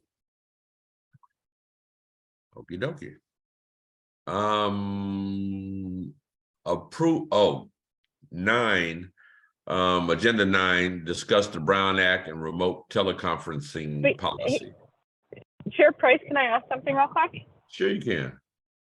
For back office operations, can you give an update on hiring? I know there's a few open positions.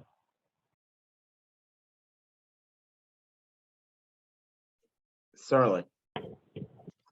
Good afternoon, Tara. I do not actually have any open roles at the moment in my department, but I think Jen does. So I will pass the baton over to her to provide that update. Sure, I will speak to my department as well as kind of broadly, but any other directors who would wish to speak on this topic are obviously more than welcome to jump in. For the Public Affairs Department, we currently have 2 roles that are open and posted, which is that Senior Marketing and Communications Manager I mentioned previously, as well as a Community Engagement Manager. Once we've got those 2 folks on board, we have plans to increase the size of our teams even further by bringing on folks such as a marketing associate who's going to help us with more of our internal graphic design work, social media, etc., as well as additional public outreach associates who will be able to help us be at more events throughout the greater region that we serve.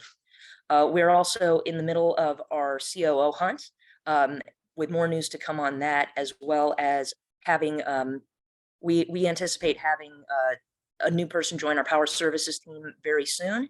And I believe Laura's got an opening on her team with regulatory and legislative affairs. If anybody else would like to jump in from the SDCP team, in case I missed anything, please, by all means, go for it. Matthew? Oh, I'm just wondering, I know that Sebastian recently left. Is that position, where's that position housed, and how soon are we going to get a replacement? That's me. Applications closed today and we'll be scheduling interviews soon. Yay, thank you. Okay, cool. Do any of these positions have any direct effect on the Community Advisory Committee? Yes, Eddie, I'm glad you asked that question. They will, because as far as our community outreach team goes in general, we want to make sure that every community has touch points within our organization, so you can get faster responses, you can have more folks at events, etc. Victoria has done an amazing job with a lot of responsibility all by herself. And so with the increase in the size of the team, we're looking to really be able to add to provide better customer service and better community outreach.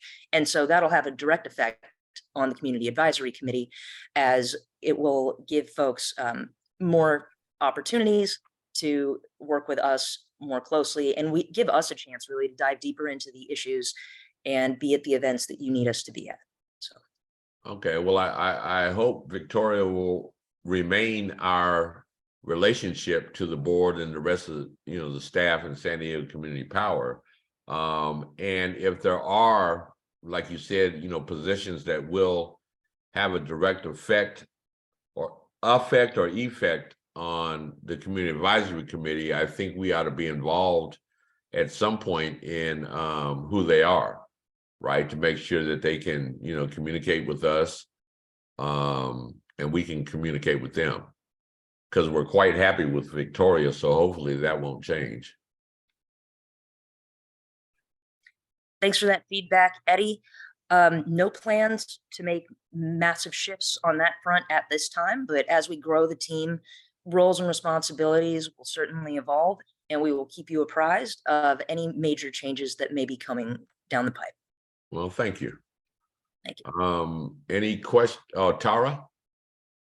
Yeah, I had raised my hand before it was addressed. It sounds like Victoria will stay with us. I was going to ask who is going to be the liaison, and I echo Eddie's comments that she's done a great job making us feel like our voice is important. And I think that's really, really important with the San Diego Communities Powers Community Advisory Committee. And I would even recommend, if in the future it does change, to have a CAC member be part of the interview process for that role. Thank you. Thank you very much. I appreciate that feedback. Thank you, Tara. Larry? Yes, so April to May is this transition time for National City and the county areas. Could someone clarify what they're, besides all the media and all the newspaper, everything, as far as going to the city council or the county board of supervisors and doing some kind of presentation? Is there any plan and a timeline with that in mind? Thank you. There is not currently anything on our calendars to address either one of those groups directly, but that is a great recommendation and definitely worth exploring on our end. Thanks for that, Larry. Ada? Thank you. I think just to Larry's point, Larry, maybe this is something that you and I can coordinate offline, but I think as we anticipate the developments in National City, I think it would behoove us to have our own presentation with the city council members. And if SDCP staff can kind of offer us some assistance with talking points, I think that would be great as we move further along. But I expect to do something in that nature in the months to come. Thank you. And we'd be happy to coordinate with you on those efforts. Okay, thank you, Jen. Any other questions or concerns from the committee? And do we have any questions or concerns from the public? No questions and no public comments on item 8. Okay, item number 9, receive an update on the Brown Act. I don't know why every time I see the Brown Act, I get a twitch in my neck. The Brown Act and discuss remote teleconferencing policy. Hopefully, Mr. Chair, I can alleviate some of those concerns, or I can at least answer questions for them. Please. So thank you to everyone for having me here. For those I haven't talked to yet, I know I haven't met many of you in person, and we'll have a chance to do that soon and talk about that here in this item. I'm Nick Norvell. I serve as Assistant General Counsel to SDCP. And in the past, I've provided sort of a longer Brown Act training to the committee. I anticipate that I'll probably do that again at some point soon, but we wanted to bring this item before the committee today to talk about the transition back to in-person meetings generally, and then some recent updates to the Brown Act teleconferencing rules and kind of how they interplay with that return to in-person meetings. So just to sort of set the framework here, if we could go back to the last slide really quickly. So the Brown Act generally, and for those of you who were involved with going to your city council or to other public agencies pre-COVID, as you know, the Brown Act generally requires that members of legislative bodies like the STCP board or like the community advisory committee, have to be in person for meetings. So that's sort of the regular rule under the Brown Act. We can go to the next slide. The Brown Act has for a very long time contained some specific and longstanding what we call classic or default teleconferencing rules that allow a member of a legislative body to teleconference if their teleconference location is listed on the agenda when it's posted. The agenda has to be posted at the teleconference location. The teleconference location has to be open for the public to attend and comment from that location. And a majority of the body has to participate from within the agency's boundaries. This type of teleconferencing, typically it was only used, for example, if a member of a legislative body was usually at something that was kind of like a public place already, and they knew they were going to be there with enough time to have it put on the agenda. So it was frequently only used when people were at conferences and things like that. And then finally, all votes have to be by roll call. When we can go to the next slide. When the COVID-19 pandemic began, there was a move. Those teleconferencing rules wouldn't work to have meetings under the Brown Act. So the governor waived those rules and allowed this style, something similar to this style of teleconferencing that we're doing now. Like I said, that was originally done through executive order. And then now since 2021, it's been done through legislation that amended the Brown Act called AB 361. And generally under AB 361, the ability to teleconference in the way we're doing now is appropriate when there's a governor declared state of emergency and certain findings can be made, including that there's a need for social distancing. So with the end of the anticipated end of the COVID-19 declared state of emergency by the governor on February 28th, STCP is planning to go back to in-person meetings. You can go to the next slide. So post-February, STCP board, committee, and CAC meetings will generally be in person for members. Teleconferencing can only be done either under the classic teleconferencing rules under a new law, AB 2449, which I'm going to describe in a bit more detail.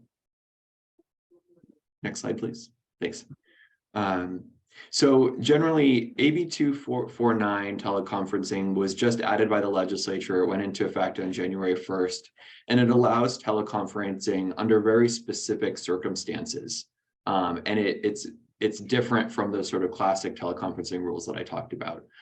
The circumstances in which AB 2449 teleconferencing can be used are when there is just cause for the member to teleconference. That means childcare or caregiving for a close family member, a contagious illness that prevents attendance, a physical or mental disability, or travel on behalf of the agency or another local agency that you're affiliated with. And then the second circumstance is an emergency, which is a physical or family medical emergency. Next slide, please.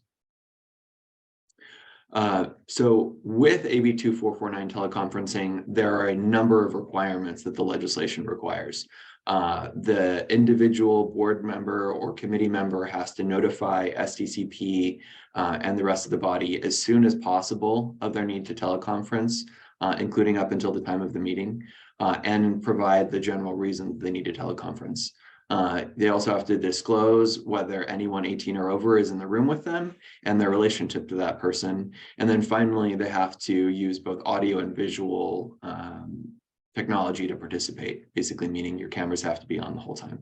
Hey, Nicholas, I have a question. Mm-hmm. Who are those two suspicious looking gentlemen in the picture? Because they look like they're up to no good, dude.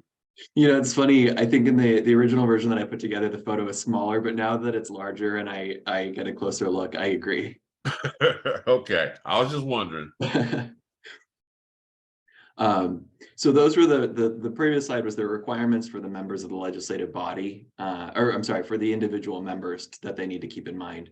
The requirements overall for the legislative body and for STCP to keep track of are that the majority of the body has to participate in person from a single location. That means, you know, only a handful of people or less can use the teleconferencing for just cause or emergency circumstances in a particular meeting.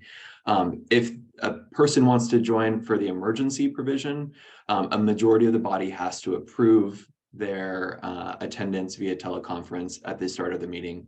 The public must be able to participate in the meeting virtually, including live public comments. If the broadcast or public comment functions are interrupted for some reason, generally the body can take no further action until it's restored. And then again, all votes must be by roll call. Next slide, please.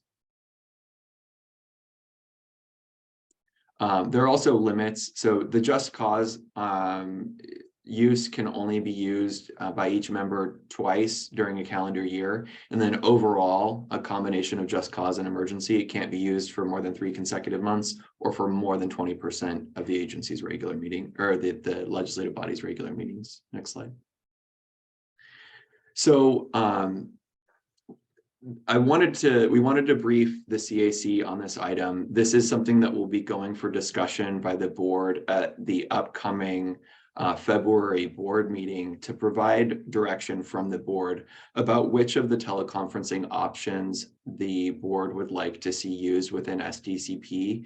Our office is still talking with staff about developing whether there's going to be a recommendation on one over the other, but generally trying to comply with both for a lot of the reasons that I outlined here in the presentation would be problematic or difficult, or could be problematic or difficult. So we'd like to see the board potentially choose one of these options that will sort of always provide a standard that can be used and then not provide the other one. But we wanted to provide a briefing to the CAC about generally going back to in-person meetings and then the possibility of using one of these teleconferencing methods when available, depending on sort of which direction the board ends up deciding to go overall. Items to know or remember about the particular types of teleconferencing that I talked about. If it's under the classic rules, the really important thing, I guess in both cases, is to provide notice to this staff liaison as soon as possible. And in those situations, you have to provide the address or location where the teleconferencing will take place and ensure that all the requirements can be met before the agenda is posted. If the board ends up authorizing the other type of teleconferencing, it's really important, again, to let the staff liaison know as soon as possible. Make sure that your camera's on and make sure to identify those 18 and up in the room with you. So I'm happy to answer questions.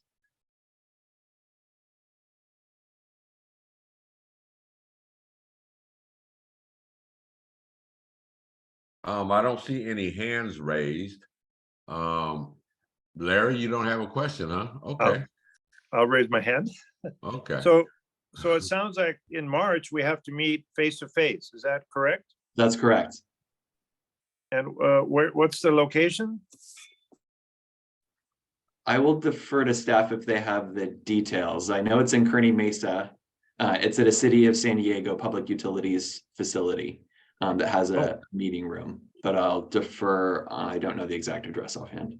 We're going to be voting on that in just a bit. And so if you approve it, that's where it will be in March after this item. Okay.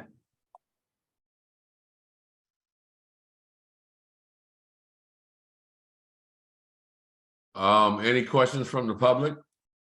There are no submitted public comments for item 9. Okay, and I don't see approval.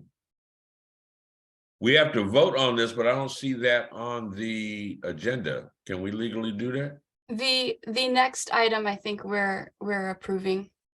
Or our regular meeting? Mm-hmm. I guess we're gonna move on to item number 10 now. Questions? Okay. Thank you, everyone. So that's me. Approval of 2023 CAC regular meeting schedule. So these are the same times that we've had since the formation of the CAC. So basically second Tuesday or second Friday of every month, starting at 1 p.m. and then it will be at the MOC. And I put the address on here. The only exception is in November when I was looking at all of the days, it fell. So November 10th fell on a holiday. So instead of us meeting on November 10th, I moved it to November 8th.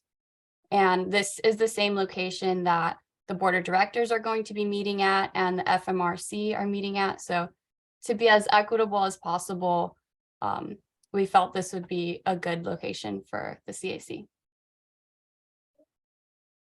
Okay, thank you. Are there any questions?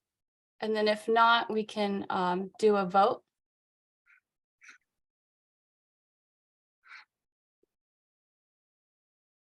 Anna? I believe we can do a vote. I think the question is, what are we voting on?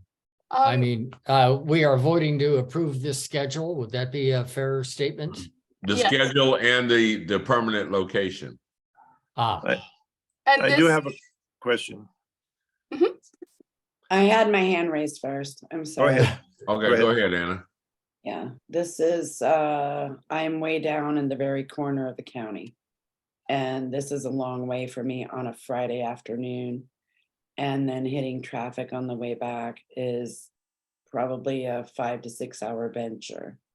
Maybe, okay, let's call it 5. I'm not really super happy with this. Are there any other options? Or is this it? And we vote yes or no? Currently, it seems like it's a yes or no. We were hoping to have it at this location just to have it uniform with the board of directors and the FMRC. I know that unincorporated now, Imperial Beach is very far, but if we had members possibly from Fallbrook or Borrego, that would be very, very far for them to travel. And I genuinely don't know what we would do in those circumstances. But this, I guess tonight or today, it would be like a yes or no on this. And again, we would be very appreciative if you could come to the meetings. Tara? So, I was just gonna ask Anna if the day changed, because obviously Friday afternoon there's more traffic and I have concerns myself. I have a high needs infant and I'm pumping I have a breast pump on right now every 3 hours, and so I can't be gone for this long a period either. But if it was a different day, Anna, would that help you? So you missed Friday afternoon traffic? Well, first of all, March 3rd is actually the first Friday instead of the second Friday, which is March 10th.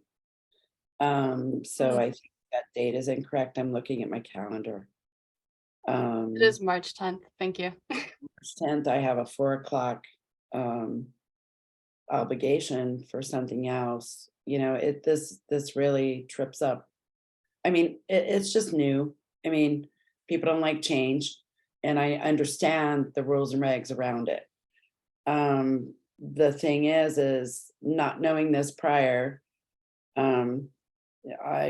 it's just, to me, I can't make it back, you know, in time for my 4 o'clock, especially on a Friday in traffic. So I'm just questioning, are there options? And yes, Tara, that would make a difference for me ultimately, but I know what it is like rounding, you know, herding cats to try and come up with a different date.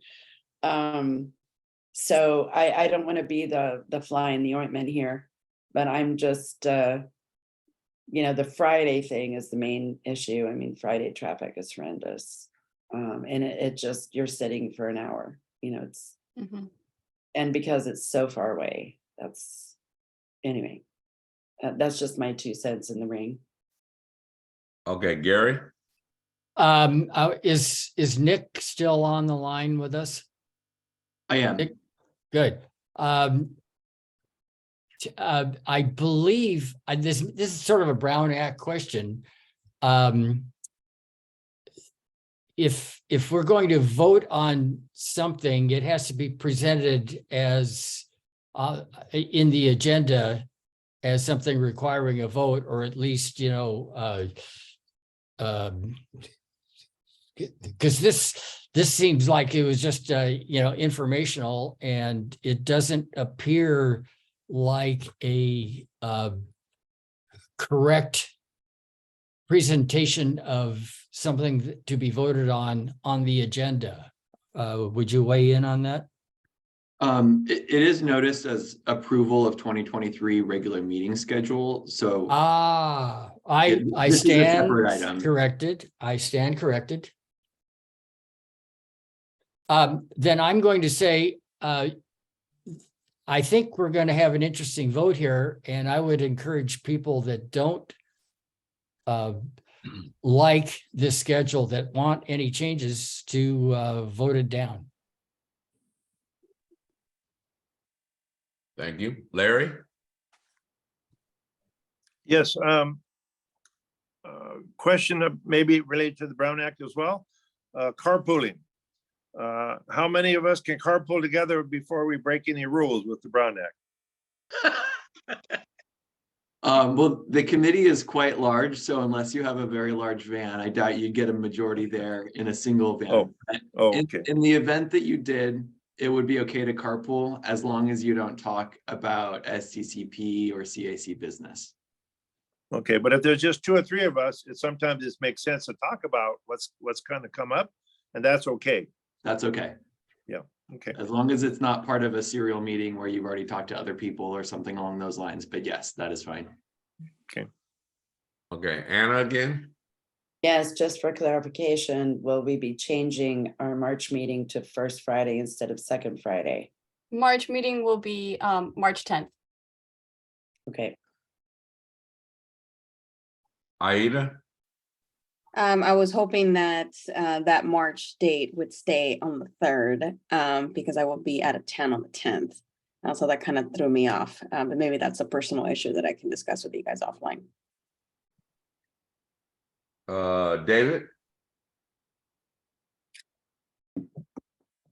Can't hear you, David. Oh, I was wondering, because it seems like we need to have more discussion about this, or maybe finding an alternate time or place, that maybe we could just approve the next meeting and then postpone the meeting schedule for our March meeting. Mainly, I don't want to lose anyone off of this advisory committee, and I think that this was just, people are already saying there's conflicts, so I'm just wondering, is there a better way for us to handle this item? So if we just vote on the next meeting only and then postpone the rest of the schedule. All of That- these can be changed at any time. So if we were to approve of the schedule and then have the meeting potentially in person in March, at that March meeting, if we wanted to have on the agenda, we could change it from April on, if that's something that we wanted to do. Tara? I will just add that Sebastian had done various surveys with us over the last 3 years or 2 years. This seems to be the only time that works for the group. And so I do hear Anna's concern, but I did also want to say that we have discussed changing it and it has never worked out. So I personally would be in favor of moving this forward, and then maybe we could look at other dates, but again, it's been looked at before and just didn't work out. Matthew? I just wanted to flag that this is a transit accessible location. The 235 runs off of it, so I do appreciate that if that was intentional. If it wasn't intentional, congratulations on the accident. But thank you. Okay, Carolyn?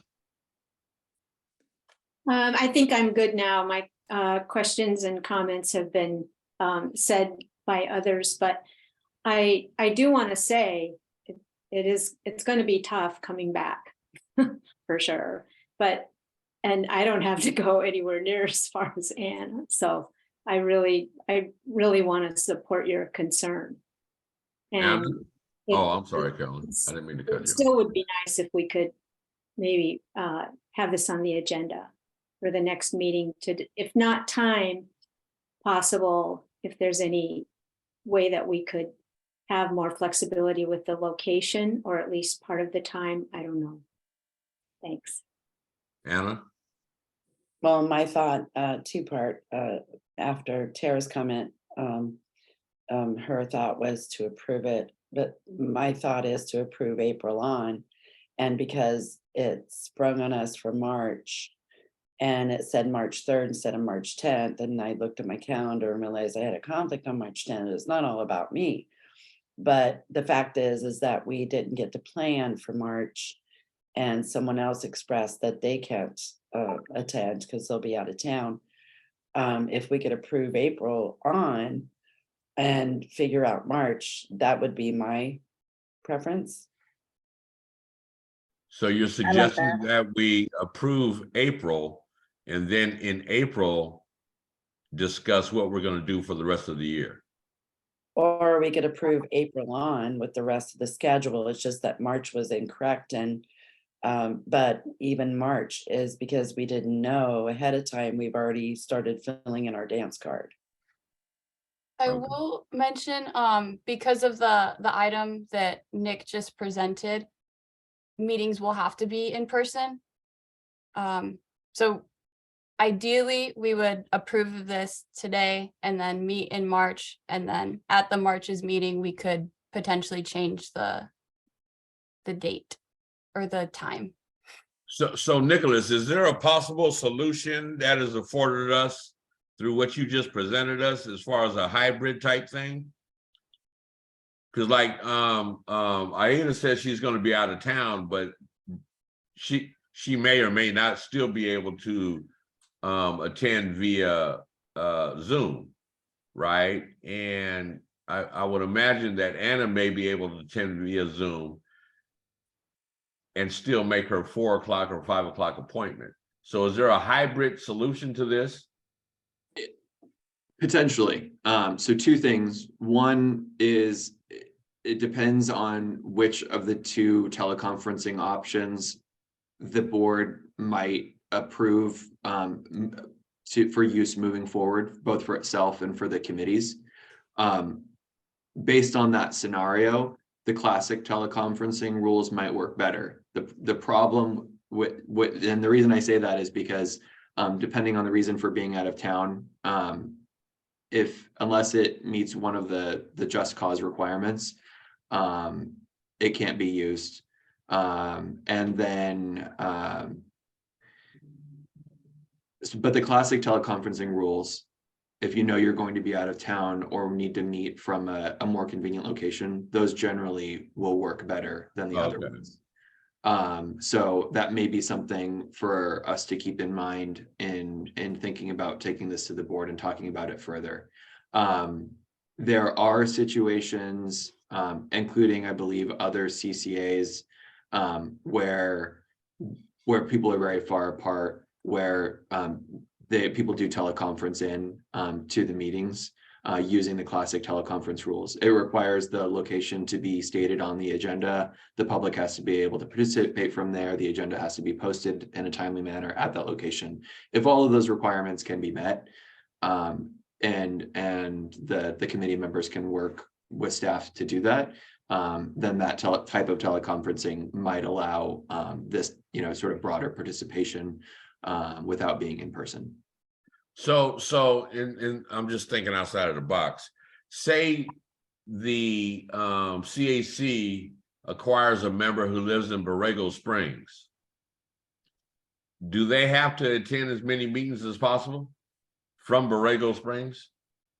Or can they be on teleconferencing? And if they are on teleconferencing, they have to post something where they're at? Yeah. They could potentially join all year using the classic teleconference rules. If those teleconference rules are what the board decides to move forward with, and they're comfortable, they have a location that they can give, they're comfortable opening it to the public, they can post the agenda there, they could participate from that location. Okay, that sounds fair. Karen? Yes, Yes, I see your hand up, ma'am. my hand is up. Oh, goodness. It shouldn't be. Sorry, Eddie. Okay, no problem. Larry? and then Anna. Yes, Anna, is your conflict just with that one Friday of the March the 10th, or is it every Friday of the second Well, that's Friday? the main reason my hand is raised. I was going to entertain a motion or do a motion that we approve the schedule as it was posted on March 3rd. That way Ada and I could both attend. March 10th seems to be a conflict for us, and then we could move forward with the rest of the schedule, knowing way ahead of time not to double up, you know, our calendar on those days.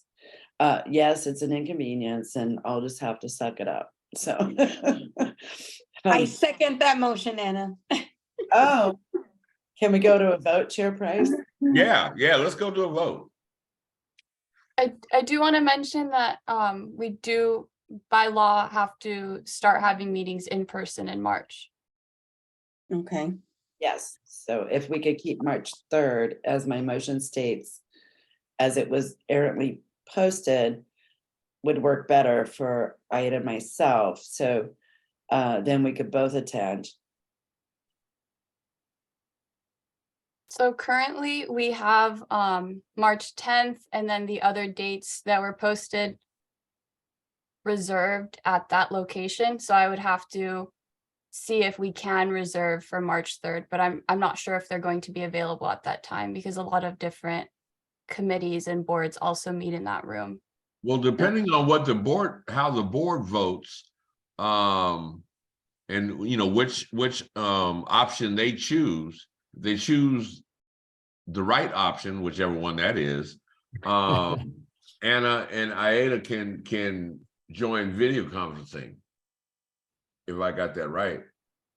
Well, I really don't have one of those excuses to be able to attend, although I do. Anna, don't say that publicly. Oh, no. Hey, I'm trying to work with you, girl. Hey. I do caretake my neighbor who's 93.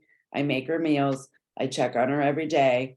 So she's not a family member, but she's like my second mother. So I don't know if that counts. I think it does, but you know, hey. So I believe there was a motion on the floor. Can I modify that motion? Please. I make a motion that we accept the schedule as it was posted, including March 3rd rather than the 10th, pending availability of the meeting room. Second. Tara, you have a comment? I do. I would like to ask Anna to modify that to exclude that exception because like I have meetings on the 3rd because our meetings have always been the second Friday of the month. I feel like we're really getting into these personal stories today where there's also the community to think about, where people have had this on the second Friday of the month on their calendars for many months. And so unless we're gonna like survey everyone, check that site, to me, it seems let's just keep to our schedule. And if one or two members unfortunately can't go, then they don't go. But I think this is, we're spending a lot of time, but I don't know. So that's my request to Anna. Okay, I'll modify my motion back. You're gonna modify your modification that has been remodified already. Okay. I'm gonna modify it back that we approve the schedule as is for second Fridays every month, starting March going forward. And that would be March 10th instead of March 3rd. Correct. Okay. I'll second that. Thank you. Your And hand then I will say the only modification would be instead of meeting November 10th, November 8th, because November 10th is Veterans Day. If that's. Okay, well, that's way in November, but okay. Just in case, that way it's already scheduled, but we can change it later if needed. Okay, so I'm going to try to restate the motion. The motion on the floor is we vote on the meeting schedule as noted, moving March 3rd to March 10th. Correct? Correct. All in favor? And it's been seconded by somebody, correct? Aida, right? Tara. No, it was Tara. Okay, Tara. All in favor? No, it has to be a roll call. Oh, I'm sorry, Gary. You sounded like my father when you said that, but I'm sorry, Gary. Well, you're like a son to me, Eddie. Okay, okay. Roll call, Victoria. Matthew, Aye. Anthony, Aye.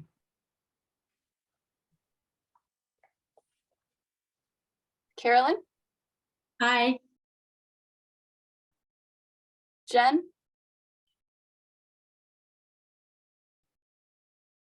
absent. No, I'm sorry. I Oh. just was trying to Oh. find my mute button. I'm sorry. Aye. David, Yes. Gary, No, Tara. Aye. Peter is absent. Larry, Yes. Secretary Anna Webb, I made the motion, so I should say aye. Vice Chair Aida Castañeda, Aye. and Chair Eddie Price. Yes.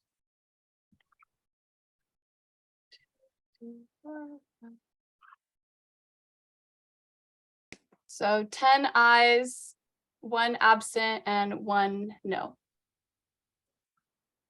So the motion moves. Yes. Thank you. Are there any comments from the public? There were no submitted public comments on item 10. Okay, we can move on to item number 11, discussion of potential agenda items for Board of Directors. Does anybody from the committee have anything that they would like to suggest to the Board of Directors meeting?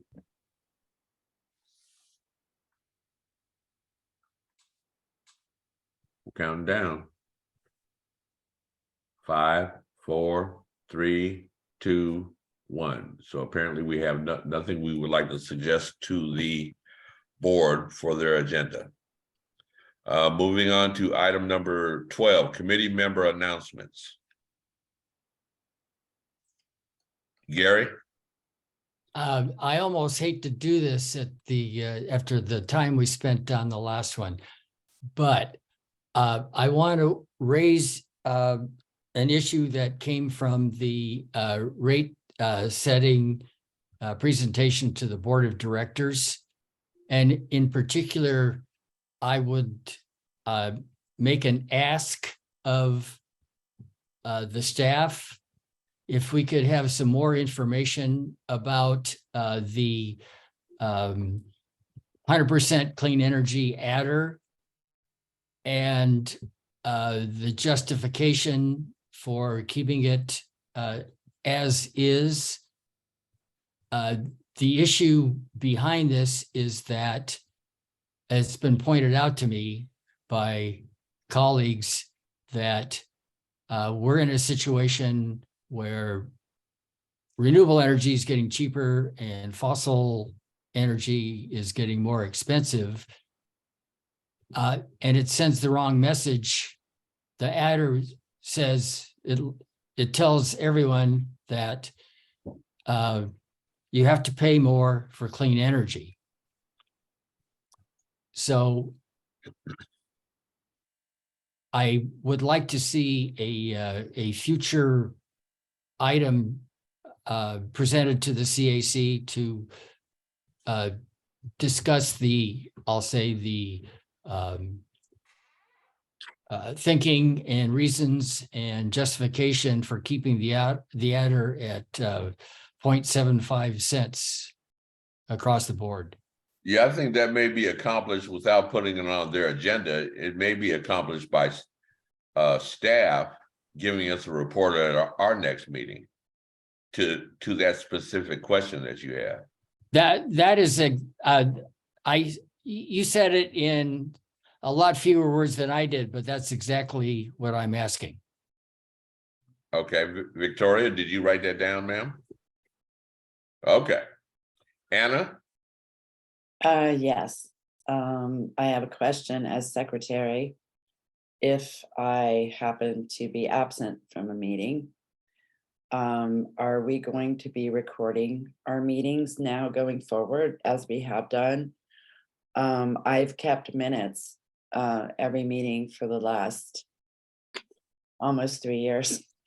And I had submitted them to Sebastian regularly, but we hadn't really used those because we had recordings of the Zoom meetings. So we had clear documentation of our meetings. If in person, the meetings are not recorded, if I happen to be absent for a meeting, then what do we do with regard to the minutes? I can begin taking minutes if there's ever a time that you're not present. And I think part of the question was, will the meetings be recorded as we meet in person? Because often meetings are recorded whether we're in person or not. Yes, that's part of it, yes. I think they're going to be recorded because we have. Yes. Well, so you would have to have Zoom set up for anyone who wouldn't be attending in person. So apparently it would be recorded. I just wondered because last year, I think I might have missed 1 or 2 meetings but we had recordings, so it was backed up. I'm just double checking for my position to make sure that we're covered if in fact I have to miss a meeting. Thank you for your due diligence. Well, that's what I do. I'm a Virgo, what can I say? Oh, I'm a Taurus. Jen? Hi, all. I'm going to be camera off still because I had to pick up my kids from school, but I wanted to hop on and let you know that unfortunately I'm going to be stepping down from the Community Advisory Council, and I wanted to say so in person, or at least, be the one to let you know that, and just say that it's been a real honor to be a part of this. And really, I've learned a ton about the process, and I've learned a ton about San Diego Community Power, and I'm definitely a huge champion. My business will always be Power 100 champion. And I'm a strong advocate in the community about it, but unfortunately, there's the time commitment has been more difficult recently, and especially if we come to an in-person meeting schedule, just having 2 kids and running a business is it's more than I can do, unfortunately, and I want to make space for someone who has the time to really invest themselves in the process. Well, thank you, Jen. I hate to see you go, but I understand. Now, what city are you representing, Jen? La Mesa. Okay. So, and I told Victoria that I would be looking around to see who I could find, and I've put the ask out to my member community at San Diego Business for Good to see if there was anyone from that community that wanted to be a part of it. So I'm doing what I can to try to facilitate another person to take my seat. Okay, thank you. Thank you so much, Jen. I appreciate you so much and for everything that you've done. And if anyone watching is in La Mesa, I did update the application for the CAC. So if you were to go online, it has the vacancy for Imperial Beach, La Mesa, and unincorporated San Diego County. Okay, thank you. I don't see any more questions up. Are there any other announcements? Committee member announcements?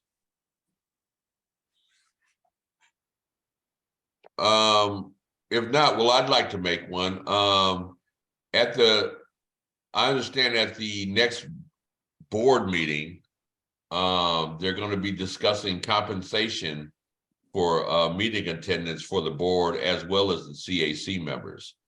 So I just wanted everybody on the CAC to know and understand that that's being talked about, and we'll see how that turns out. David? Thanks, Eddie. I wanted to let everyone know that we were well represented at the Lung Force Walk last month.